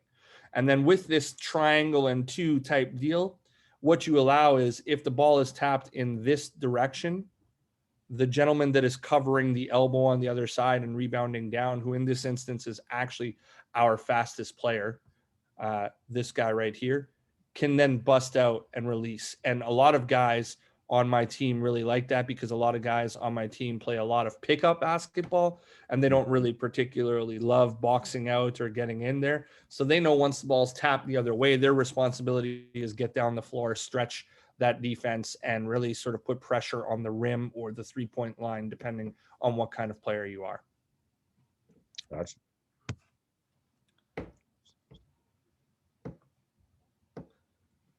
So he makes a bucket there. Almost the exact same play, except it's not semi-transition. The defense is a little bit more set. But, you know, prior to this, one of the things that I saw was that, you know, a lot of coaches would really be upset with this in the sense of, and I'm sure you were as well, it doesn't look like anybody's engaged. Everybody's kind of standing up upright, you know, just like kind of like the point around mentality. You know, I call it the little giants mentality where everybody's just standing around. You know, it seems like he just drives. And it kind of goes back to what you were saying before, with the gentleman that's guarding the ball, Wayon, I believe you said. Yeah. You know, he's kind of shading him to the same side. And so when I watched it the first time, I was like, all right, is this scout or is he stupid? Is this, you know, well, is it that's not good enough, or is that not it? You know, and so I tried to figure it out. So again, you kind of mentioned it in the last clip where you said, you know, we want to be sitting, we don't want to force them. We're not a baseline force inside. But there's no ball screen here. You kind of want to force them to the ball screen. But again, tell me your mentality and your mindset going right here. As you can see, you're kind of standing up now. You're not sitting down anymore. So you're like, all right, come on, guys, let's get this right. So just speak to where your mind is right here in this moment. Yeah, so I mean, like I said, there were 3 or 4 clips like this in the game. The reason I put this one in is you can very much, this is the next play, Trey. You've correctly identified that. In addition to it being the next play, we are still, for some reason, sideline baseline with the way that we are turned, which is why and we are also not paying attention with our most important guy, our low man on the other side of the floor, where our shoulders are almost turned towards the camera or turned towards the sideline. And I've noticed it because I said something sort of like, borderline rude or passive aggressive the last time that it happened. And now I'm like, what are we doing? Like, we're doing the same thing, right? So I've stood up and I'm very much like, okay, you should be square, first of all, on the ball. We're not sideline, baseline. But I believe, if I'm not mistaken, I'm yelling at the low man on the other side, like, pay attention, McCombs. Pay attention, McCombs. And to what you're saying, this is definitely a stupid play because it's not demonstrating learning, which I'm really big on. But the gentleman who's on the ball, co-captains with the gentleman who had the red shoes on the other side of the floor and off the floor, I have nothing but respect for what that guy, like, he was basically our only player that had a car and made sure everybody would get to and from practice by making multiple trips. And one of the only guys on the team who got really, really good grades and was capable of being able to move on to a better school the year after I was finished and all that. So, I mean, he's not a dumb guy by any means, but this is a reflection of the fact that at 6'4", most of his life, he's been told to play the biggest guy on the floor. And because of that, has slow feet guarding the perimeter and is also just not thinking about what our team concept is. I would not be totally opposed to helping off of their big there with our player that you said was an athletic guy who's at the offensive. Their players at the offensive right elbow, our players at the nail. I wouldn't be opposed to that if McCombs with the red shoe would go and help with the box. This should still be a help, in my opinion, from the low man in an ideal world. He's definitely late, as he's supposed to be, but late to the point that he's just not come. It doesn't look proper, in my opinion, in terms of how we react. And then the last thing that I would say to this clip overall is very much like you said, just the focus of all of the players. Like, on the straight line drive, if you let it run a little bit, you can see number 5 blasts up to try and guard it. But like, if you look at that effort, I could catch and turn that corner at 40 and fat. That's not like I'm guarding this, I'm in the gap, I'm active. And then, like, the guy that's guarding the elbow, again, he's not supposed to be helping, but he's not coming at all. Our ball side corner actually ended up becoming an adjustment later on in the game that we did want to help off of the ball side corner. But like, what it is supposed to be is that is a good shooter, but that's not supposed to be a hug. That is supposed to be your position as your help so that it's then a one-way closeout. Mm-hmm. So he should be a little bit more in the gap and not really stunting at it, but digging at it, because stunting involves moving towards and then reacting. It should just be a dig, and then I'm out to contest. He doesn't move at all. That drive line's completely open. That straight line drive to the basket 2 times in a row, and that fat guy in the blue shirt over there is about to have an aneurysm, believe me. No doubt. And I think one of the worst things about it, even though nobody's moving, there's no reaction, no help, and obviously, it's poor on-ball defense, but you compound a mistake with a mistake by fouling at the end. And so I know you probably didn't appreciate that. Going into a little bit of offense now. And by the way, I noticed that adjustment later on with the ball side corner, and so I'll get to that later. But offensively now, coming up, and they seem to be icing the ball screen or forcing you towards the sideline and not letting you use the ball screen or get towards the center of the court. While the big is kind of dropped, he's not playing high. I think the guy who's screening does a good job of going to get and going to hit the on-ball defender. And then your guard tends to make a great play here. Just tell me what goes through here, the mentality of how you teach ball screens, the decision-making, and what goes on in this play. So I put in the notes, attacking the drop. You're correct. It's absolutely attacking an ice. This is on the outer side, outer third of the floor. Of course, the coverages are basically the same thing. It's just location on the floor where it's happening. We play a tremendous amount of small-sided games against various coverages. Like I said, this gentleman who was handling the ball, I think it was actually the game before this, he came to me and said, I need to be the point guard on this team. Previously, it was the gentleman with the red shoes, who's one of our 2 team captains, who, in my opinion, didn't spray the ball out. This guy was actually a very good decision maker and was quite a bit smarter of a player than I had given him credit for originally. The first thing that I notice on this is, just like you mentioned, our screen goes out and gets it. I instruct my players, and this is an instruction that kind of hurts us in the league that we're in, because our refs are pretty proactive in calling this, but I instruct my players, go get that screen and hit somebody. I don't care if you get called for a moving screen.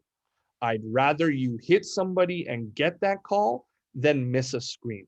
I hate missing screens. I hate it.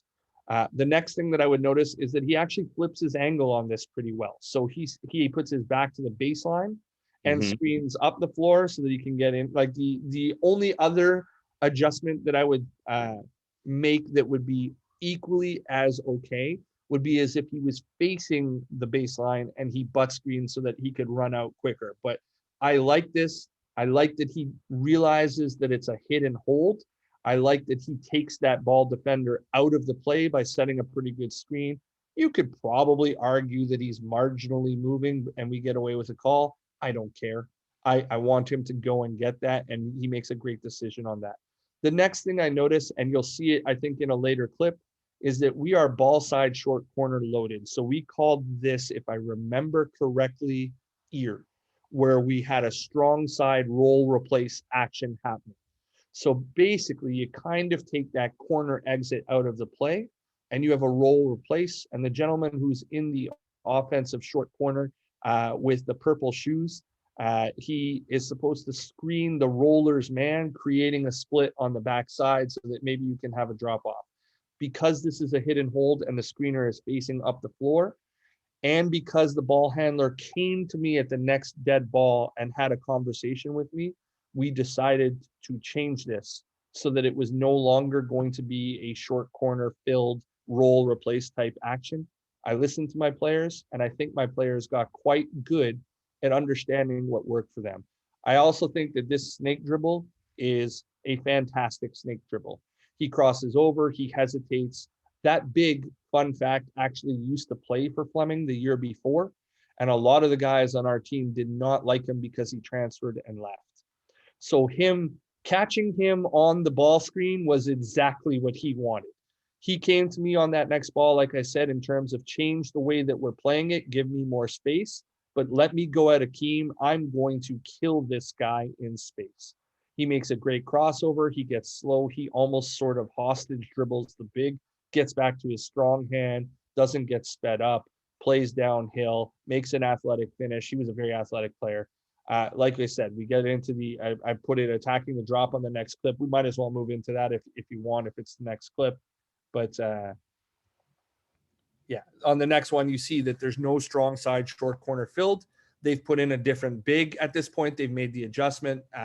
And we come off, it doesn't matter. It's going to be the same result. He's getting downhill on that big. He doesn't snake him. He, in fact, fakes him with the in and out. Their help is too late. He's in the block charge circle. We get the N1 on it. Just, I mean, it was, in my opinion, it was one of the real highlights of the game. It actually made me feel like, hey, I'm a coach and good things are happening because my player came to me and said, I know that I've got this. I know that this is the coverage. I've made the read. It's correct. And this was very much not where we were for the first 10 games of the season. So I liked it. There was progress. There was demonstrated learning. There was an adjustment where the coach was listening to his players. We went shooter on the other side. I thought overall it was pretty good with the two plays. No doubt. I agree. Now, are you a coach? Let me ask you. So you're one of those coaches where you want to throw a number of different actions at a team, where you keep kind of trying to diversify the action and, you know, make it as complicated as possible and maybe harder for you to scout? Or are you one of those dudes that says, if it ain't broke, don't fix it? They can't guard the ball screen. We're going to keep going at them and keep going at the well until they figure out a way to stop it. I'm a little bit of both, I think, Trey. I think in the feeling out portion, like, you know, we watched the Celtics Warriors game last night. And I mean, obviously the Celtics went insane in that fourth quarter and got really hot. But most of us know and have commented on the fact that a game one with two teams of that caliber, it almost doesn't matter. It's a feeling out game, right? So they're going to all go, they're going to watch film, they're going to come back with 100,000 different adjustments, and they're going to find what weakness they found and they're going to attack it. So I think initially I am more of I've got a plethora of action that I want to teach. Like I mentioned, I had 17 with these guys, and I'm really good at doing, which way do you learn, in my opinion? I send them the fast draw playbook. We do a lot of games, and then we do film of ourselves. All of our practice are film. So it's like, you know, if you're a visual learner of film, great. If you're a visual learner of on paper and you need to see it develop, great.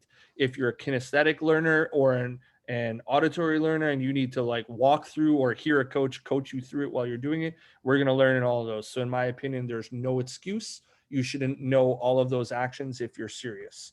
That being said, once we identify something that it's like, hey man, they're going to continue to ice the outside and drop in the center, we're going to torch them. Neither of those big men can stay in front of our guards. And I'm going to keep going to that same action. And I'm not going to make a change until they make a change. And I really started to get a lot of guys on board because initially it's like, well, coach, he's going to get his usage is going to go over 30. He's going to get 50 touches, blah, blah, blah. And I'm like, but we're going to win the game. Right. And then a lot of guys throughout the season really started to buy into that's okay, because when they make that adjustment, now I'm going to knock this down 10 times in a row and everybody's going to support me type deal. No, that's good to know. That's awesome. Go back and that's good. I mean, and to be honest, like, you know, sometimes we all know as coaches, like sometimes it's like, yeah, I could draw up this set. I could do this, I could do that. But a lot of times it's like, you go out and make a play. And so I think it was very, very good for your guard here in a sense to recognize the situation and say, hey, listen, like this guy can't guard me. I can get to the basket. I could create that opportunity, and let's just see if this shit sticks. And so I think it was good. Out of bounds play, baseline out of bounds. You guys are in the box set. You know, first and foremost, you know, there's a billion box sets out there, and you know you could run. Tell me a little bit about why you chose this. And also, you know, as far as your baseline out of bounds actions, sideline out of bounds actions, are you a guy that has a million, or you a guy that like has a certain set amount that, you know, you go to and you just kind of get into it? I'm sorry, Trey, can you repeat that? I missed part of that question. I apologize. Oh no, I was just asking. The first thing is, why did you choose this set? And then the second one was, you know, are you a guy that has a million out of bounds sets, or you have a finite amount, 2 or 3 that you're just like, all right, we're just going to run these 2 or 3 and we're going to get great at this? Yeah, we have 2 or 3. We actually played silent this year, so you know, I'm hesitant putting it on film, but we actually played based upon the shot clock, so even odd 0. So what I really liked about doing that was that it forced my players to take a look at the shot clock every time. And, you know, like if we're in even, we're in one thing. If we're in odd, we're in a different one. And if we're at 0, then we're in our third set type deal. But because they would all look, you would have a very good idea of, are my players focused or are they not? We got a little princess here. Say hello. Hello. Thank you. And because of that, like not only would they look, but you would mentally sort of be able to be like, all right, the guys know what they're doing because they've taken the time to look at the shot clock and they're dialed in. They haven't forgotten. If I heard calls like, you know, this is just box, right? So if I heard like box, I'd get angry because to me that would be like, well, you guys are, first of all, not doing what you're supposed to be doing, but second of all, somebody out there is lost to the point that you felt you had to convey what that set is to the other player verbally, and that shouldn't be the case. We ran 2 baseline out of bounds and 3 sideline out of bounds. We chose a smaller number because we started with quite a few to begin with, and we weren't capable of executing all of them at any sort of high level. In fact, this one we don't execute the way that we're supposed to. We still end up getting a bucket because the inbounder makes a pretty good read out of it. But the reason that it is fewer was KYP. We tried more and we went with less or fewer later on. And I think with every team, I will always try more to begin with, more wrinkles, more options, masking of sets, etc. But it will be a matter of how well they execute, because I think if you don't try, then you don't know how well your guys respond to a lot of information. And then for this set, I mean, it's kind of a simple set. That number 5 is actually supposed to go all the way to the corner on the ball side. And then it's supposed to be a screen to screener action, so that outside screen that starts with the ball side low man is supposed to then be cleaned up by the help side low man, with a diagonal screen, and then the help side high man on the offensive right elbow is supposed to pop deep and be a safety. We do not have backcourt in what we play. So all of our sideline baselines have got to be pretty good in terms of flattening out stuff so that your safety then is like, well, I can throw it over and a little bit deep, and we've got empty court to run that down.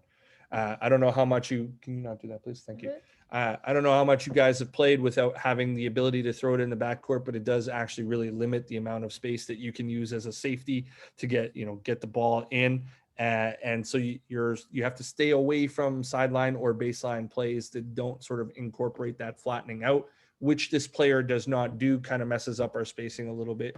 On the screener action here, so right there, if you pause, the gentleman who is guarding the red shoes is already topside and is already out of the play.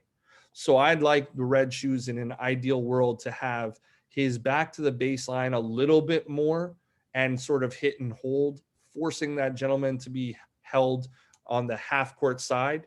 And then the gentleman with the purple shoes who's coming from the help side low, he doesn't really need to hit and hold anybody. He can slip out at this point because that defender is on the half court side. So he should be rolling right in behind, like to the strong side block. And then the gentleman with the red shoes who started on the ball side low should be rolling to the help side block. And in an ideal world, that defender who is underneath the rim would have to pick one of the two, and one of the other two would be wide open. That's not what happens here. When you advance it a little bit, you can see that our spacing gets messed up.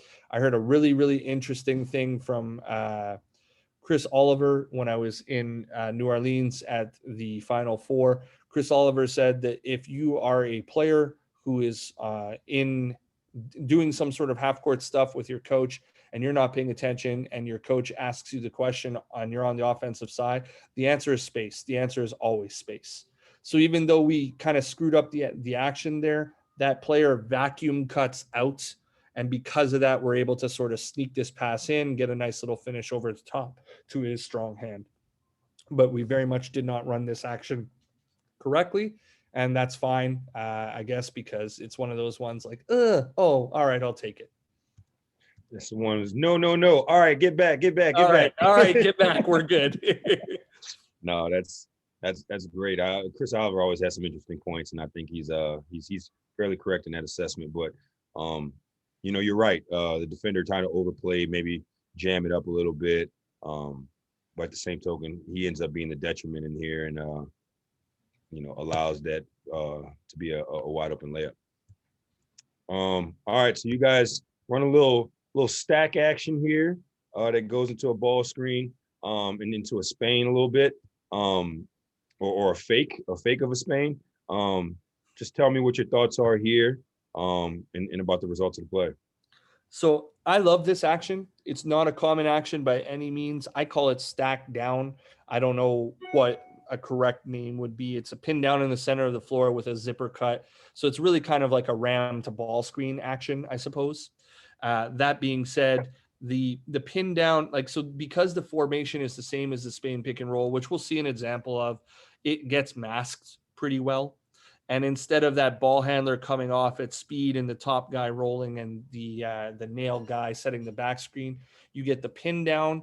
And then you can see right as that pin down happens, the gentleman with the red shoes, number 2, McCones, when he comes off that ram screen, he's naked. He doesn't even really have to hit and hold. He can slip out for his shot. That's one of our better shooters. Obviously, that's why it's designed for that. But then it also really messes up what they want to do. If you see the X5, their big, is on the opposite side or the rim line side of his defender, and the gentleman who's chasing the guy who's about to set the ball screen is buried underneath. So they don't really know what their coverage is going to be. Are they going to switch here?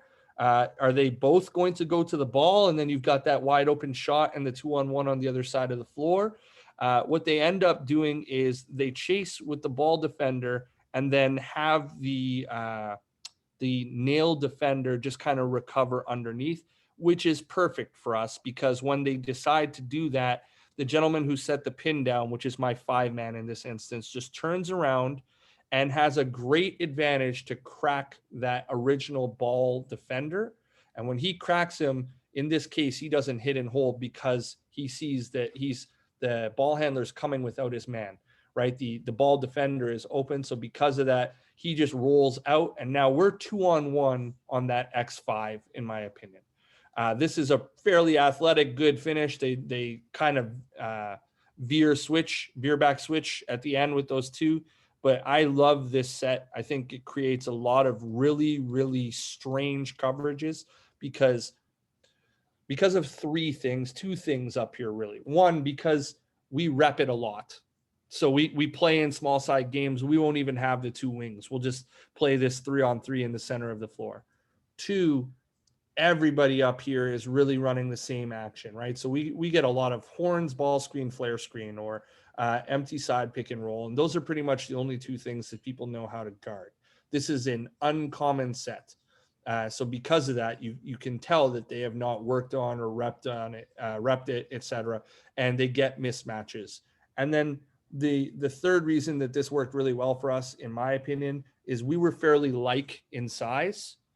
Whereas a lot of the teams that we played, I mean, Akeem on the other team is not a true 5. He's maybe 6'7", 6'6", but he's more of a center in terms of, his lateral movement, his weight, his length comparative. So when we get switches that are not like for like, it doesn't bother us and it bothers them quite a deal because we can get downhill on various players quite a bit easier.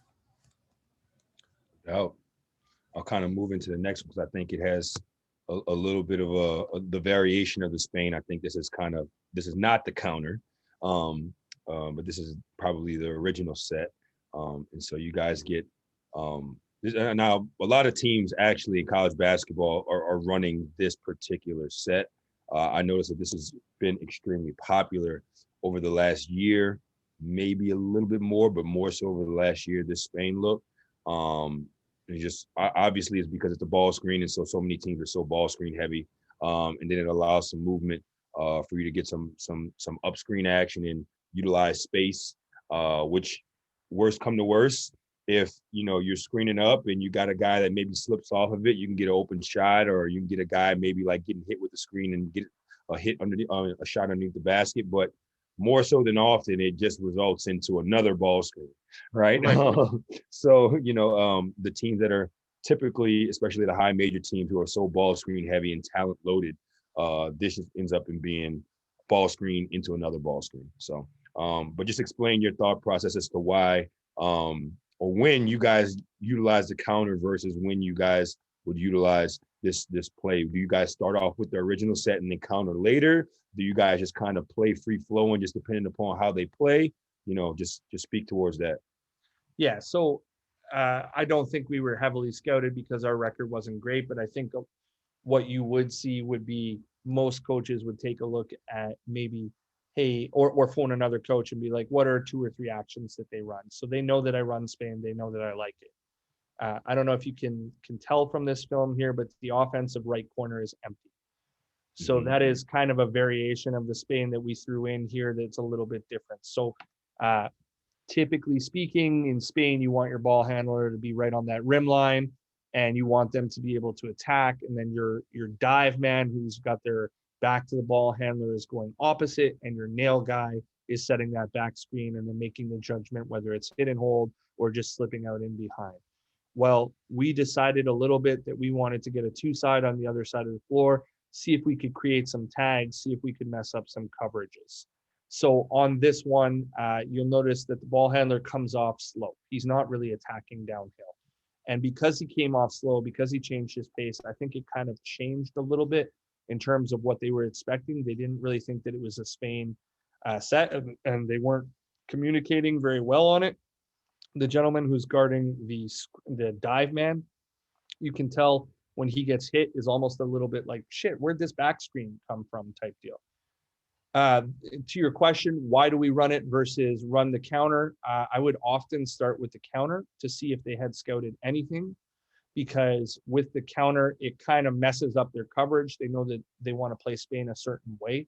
but then with the coverage, like you see in the previous one, the guy's coming off naked, and all of a sudden it's like, oh, that was not Spain. In fact, the team that this team beat the night previous, as I mentioned, was the defending champions. Well, you guys would know their head coach as the brother of Jamie McNeely, who's big time coach down in the States.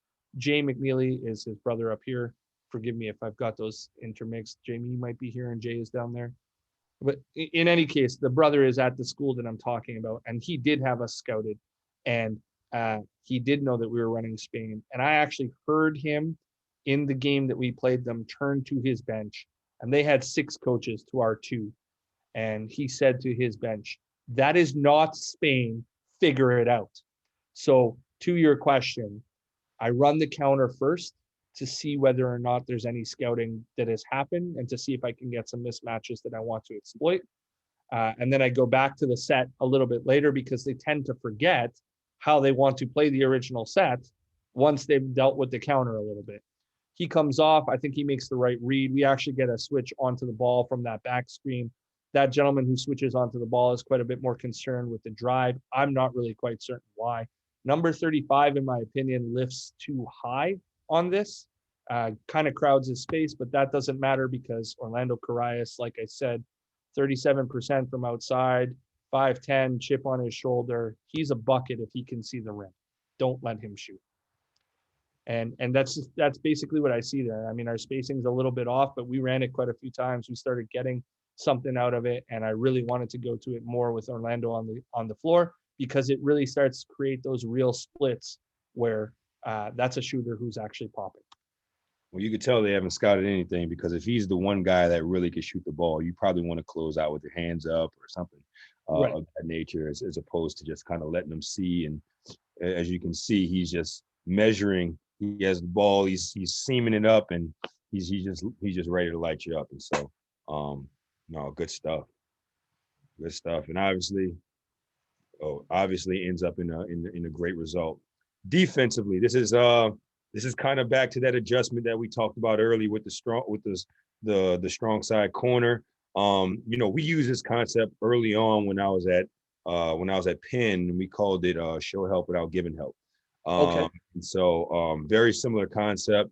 You don't want to stunt. You want your body to be your help, and you want to be in the gap. But all your body language and your body energy is leaning towards getting back towards that shooter in the corner. And so you want to paint the image that there's no straight line drive, but you also want to understand that my responsibility is to get back to this corner or to guard that guy so that there's not a quick outlet to the corner for a wide open 3. As most coaches, they are not giving up that strong side corner. But you did a great job here of making that adjustment to where the guy, even though he stunts a little bit, he's better in a much better position. And even still, you could still see from the jump, like ball handler, the guy who's guarding the ball, even though he's still shading the sideline a little bit, he's in better position because he's more of in front of the defender as opposed to being on side of the defender. I mean, more on in front of the ball handler as opposed to being on side of the ball handler. And even though they're not in like perfect defensive stance, which is whatever, you could still see that there's a level of engagement. He's seeing the ball, seeing the man, the guy in the strong side corner, and of course, you get some help on the bottom side as well from the weak side. So. Yes, I mean, you've described this perfectly. When I say a few times we had early help, I do mean from that ball side corner, not from the low man where we're helping off of. I like everything about this. We still get beat a little bit from that ball defender, but if you'll notice, that's the gentleman who could shoot. And that's the gentleman, in my opinion, who has a little bit of that FU factor that I talk about. 5'10", if he's lucky, he's guarding that same guy who straight line drive twice before. Wayon has been moved to that ball side corner because he's got great length in terms of his wingspan, which is how he manages to actually get a piece of this. And he's still marginally stunting, but his length makes up for that. And then our low guy doesn't come early. Our low guy is almost in that charge circle, sort of, taking away that passing lane. The only thing that I'd like to see is the helper type action. I'd like to see a little bit more of a drop on the other side, but it actually works out because our low guy gets a piece of it. We get off and running in the other direction. We get a dunk out of it. But, like, even though our ball defense here is not as strong as I would love it to be, it's better. There's more of an FU factor. He doesn't reach for the body as much. And we do what we're supposed to do in terms of everybody else on the floor. It's 4 or 5 guys kind of guarding the ball as opposed to one guy just getting straight line drive. So I thought it was a pretty good adjustment / pretty good implementation by the gentleman to listen and apply. I'm sure it was a good moment, and that's one of those energy boosters in the game where you make an adjustment, everybody's locked in, everybody's engaged, and you see it come into fruition, and and you get the results of those efforts. And so I think that all coaches could agree when those moments happen, your team is galvanized, and as you can see, there's a little bit more energy. Even with the finishes before were layups. That's like I'm going up and I'm putting it on. I'm gonna get this one and throw it down. No It's doubt. always fun when No you get doubt. a dunk, right? Like, is a dunk really just 2 points or is it more? Like, No it depends where it is in the game. And at that moment, we're letting them know, like, we're not going to be the pushover that you think that we are. No doubt. And you could even see it, like when you have 5 guys running, like sprinting the floor, even though one of them kind of gets back in the picture, that's a sign that, man, we got to stop. Let's go. Like, so I think that adjustment, as well as, again, that engagement, you listening to the players, they're being reciprocated with their actions and their intention. I think it all pays dividends in the end. And as you can see, the results are great once again.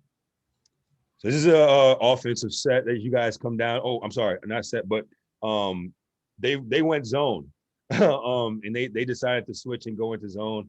I believe it's a 3-2. The reason I was able to catch this was because if you look in the far window, even though it's blurry, the guy who's sitting at the back, he's not guarding anybody. So I was like, either this is zone or this is really shitty man-to-man defense.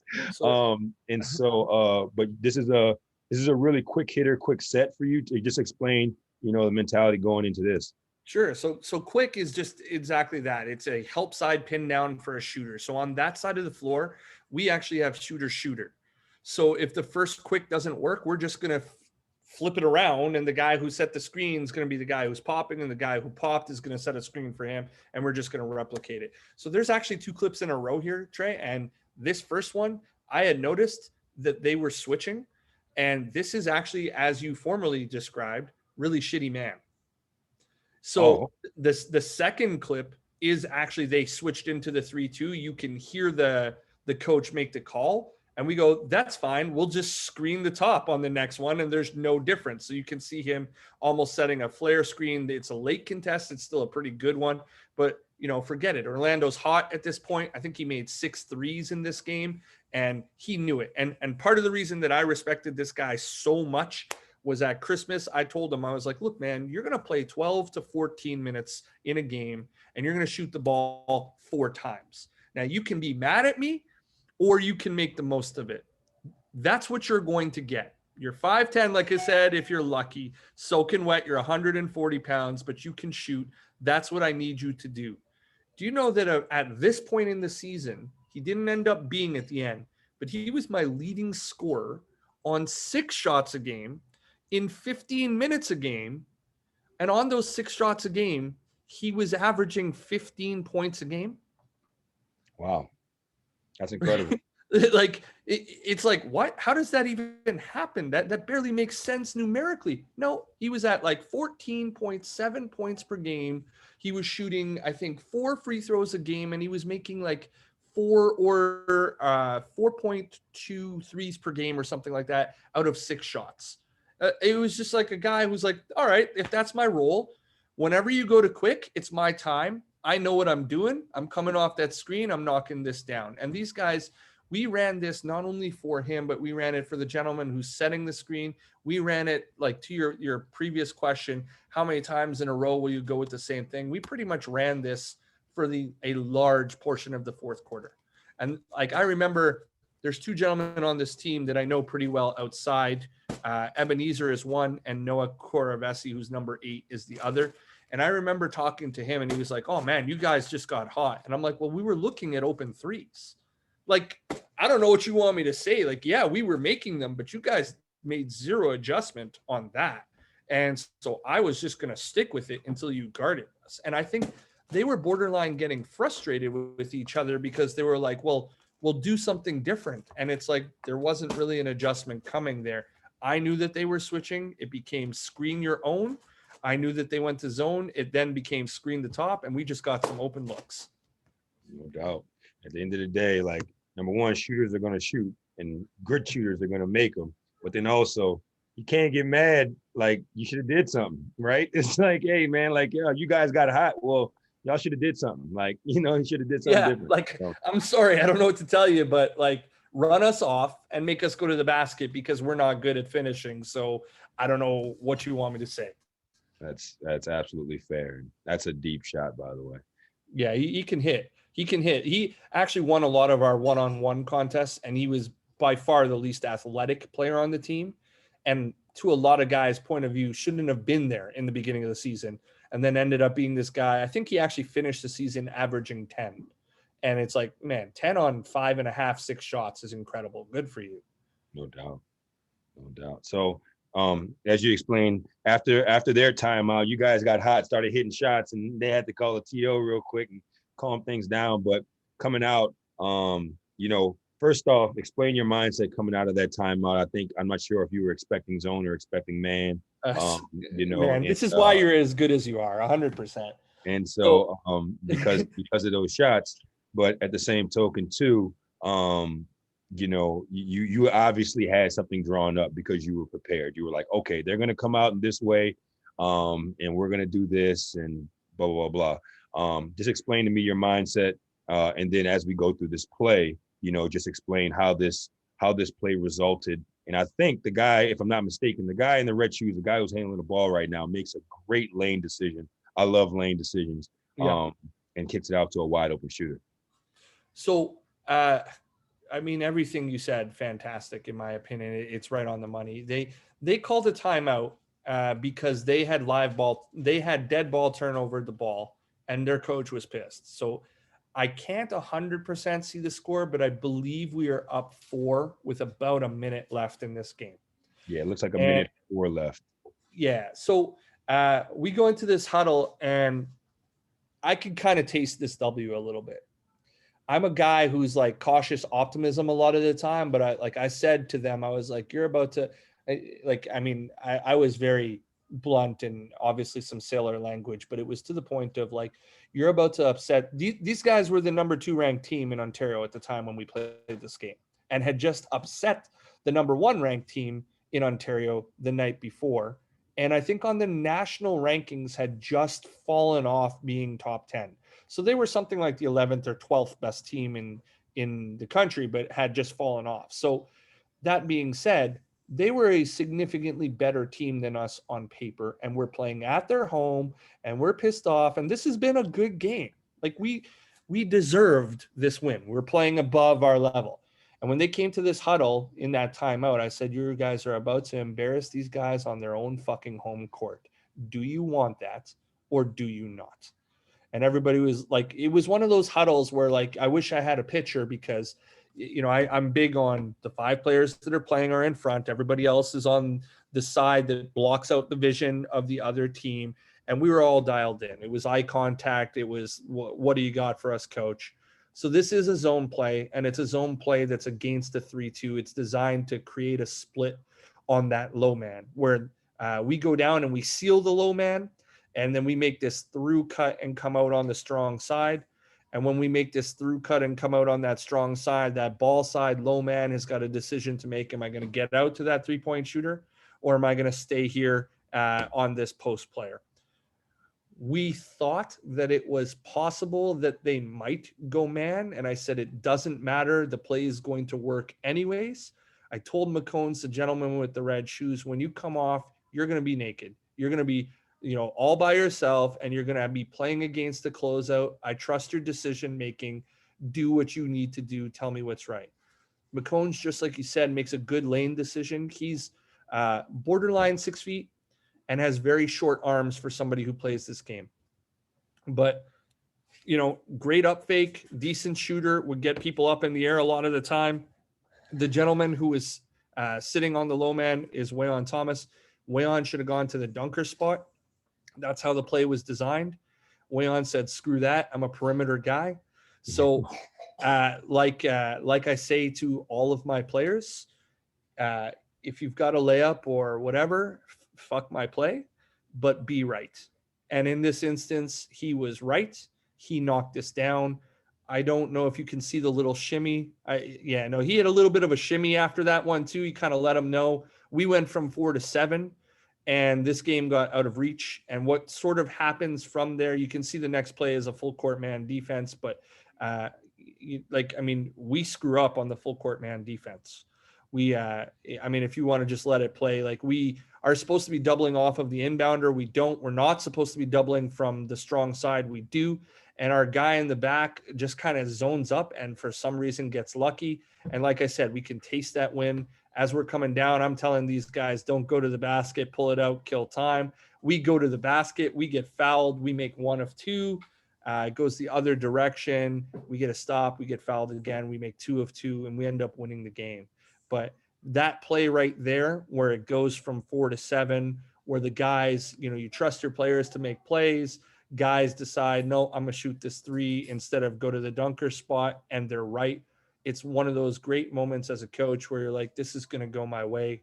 This is going to go our way. And I didn't put it in, but this was winning the World Series to us because a lot of us felt like we were going to get blanked. At this point, I believe we were 0-12 is what the scout said. It was a long season. We had a lot of really negative things happen. The previous coach getting fired was fired under really poor circumstances that were demotivating. So I was very proud of these gentlemen. They threw water and ice on me. If you're on my Instagram, you can see that live. It's actually quite horrible and quite cold. I don't know how coaches get through it, but it was definitely a moment that felt like winning the World Series borderline type deal, because not only did we beat a good team and a really good coach, but we played together. We did it the right way. We made the right reads throughout. We didn't infight when we were making mistakes, and we listened to the adjustments. So it was one of those ones that, I can look back and celebrate, and am looking forward to the opportunity to experience again. No doubt, man. I thought that was great. Your analysis was great. And as a coach, looking at another coach and kind of going through all of those clips, like you could see like the confidence, you could see the connection, and you could see the hunger that kind of formulated over the course of the game. And again, like I said in the beginning, teams take on the personality, the persona of their head coach. And so if you're a demure, laid back, mild demeanor type of coach, they're going to come into the game being very cool. And that might mean collected, that might mean cerebral, that might mean, very thoughtful. But when you come in with an attitude, with a chip on your shoulder and a hunger and a thirst to win, typically your team mirrors that if you've instilled them in the right way as far as their practice and their preparation. So I thought that was a great game. You did a tremendous job, especially with all the circumstances that you kind of laid out prior to. And I thought it was really, really dope. And, before I turn it back over to you, I just want to say thank you for the opportunity to be a part of this. I'm not like LB. LB's been a part of 95, so I can't say that I've been a part of 95, but I've definitely watched a good majority of them. The ones that I can't be on live, I go back and try to catch them on YouTube in some form or fashion when I'm on the treadmill or riding the bike or whatever. And it's a lot of pertinent and a lot of great collective information that every coach should be able to utilize and receive, because there's so many great people, not only from a coaching standpoint, but because you do such a great job. And so I just wanted to give you your kudos and your flowers there and just say thank you. If anybody has any questions, feel free, but I'm going to wind it down, and it may be typical or it may be atypical sort of fashion. I'll say this, gentlemen. you know, basketball has really like saved my life, so to speak, over the past 2 years. Like, it's been tough not having it up here, and forgive me if I'm borderline, you know, in tears, so to speak, and I got the little one on my lap. But doing this show, having this venture has been something that has allowed me to stay involved, stay focused, and meet great people such as yourselves. And I always wind down by thanking everybody who jumps on. I always wind down by saying that I hope this continues to add value for those that listen in later and watch later, and how much I appreciate those guys. But Trey, LB, all the bullies, you know, people that I've met through Rising Coaches, people that I've met through other people who have jumped on this show, etc. But a very special one to the ones that I've met through the bullies. You guys have no idea how much it means to me to be able to sit around and listen to you guys talk the game, make each other better, share in each other's family lives for as long as we have. And in addition to how much it means to me for that element to be part of your group, to be part of your family, to be welcomed in as a brother, I want to say thank you so much to both of you, because when I asked you guys to do this, which was only a week ago, you treated this like it was your own, right? Like LB, I mean, you nailed the beginning, obviously, in terms of like how I would do it. And like, we'll joke and we'll laugh, but that kind of professionalism, that kind of care in each other is not often demonstrated in my life. And Trey, the way that you, like, I can tell that you watch these clips and are able to describe them and know exactly what's going on, and see the line that I was trying to portray with them and all that. And yeah, I cheated a little bit in terms of like, I got to see the clips that I presented as opposed to a lot of my guests, but I can't tell you, gentlemen, and all the other bullies, especially, how much you guys mean to me for that kind of effort, that kind of love that you put in, that kind of direct, we got to make each other better and be there for each other, which is why your success, in my opinion, is my success. And I'm so happy for you, Trey, with the new position. But LB, I mean, brother, anything, anytime, anywhere. You know what I mean? Like anytime, anywhere, whatever you need, I'm there.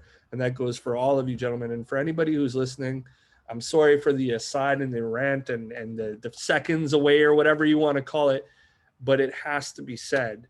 This venture has really been incredible. And I hope that you continue to find value in it the way that I have, because this is about sharing the game and making each other better, which is why I don't sit around and try to shamelessly promote it or try to make it a per cost, per click type deal or anything like that.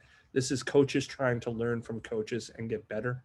And I thank you so much. 100 fucking episodes. I'm sorry, Munchkin. Two years of doing this, and it couldn't have happened without you gentlemen. So thank you so much. I can go ahead and shut down that recording there, but Trey, LB, Kirk, you're on here. Addison, you're on here. Mac, you're on here. I love you guys, man. Honestly, thank you so much. Appreciate it. Love you too, brother.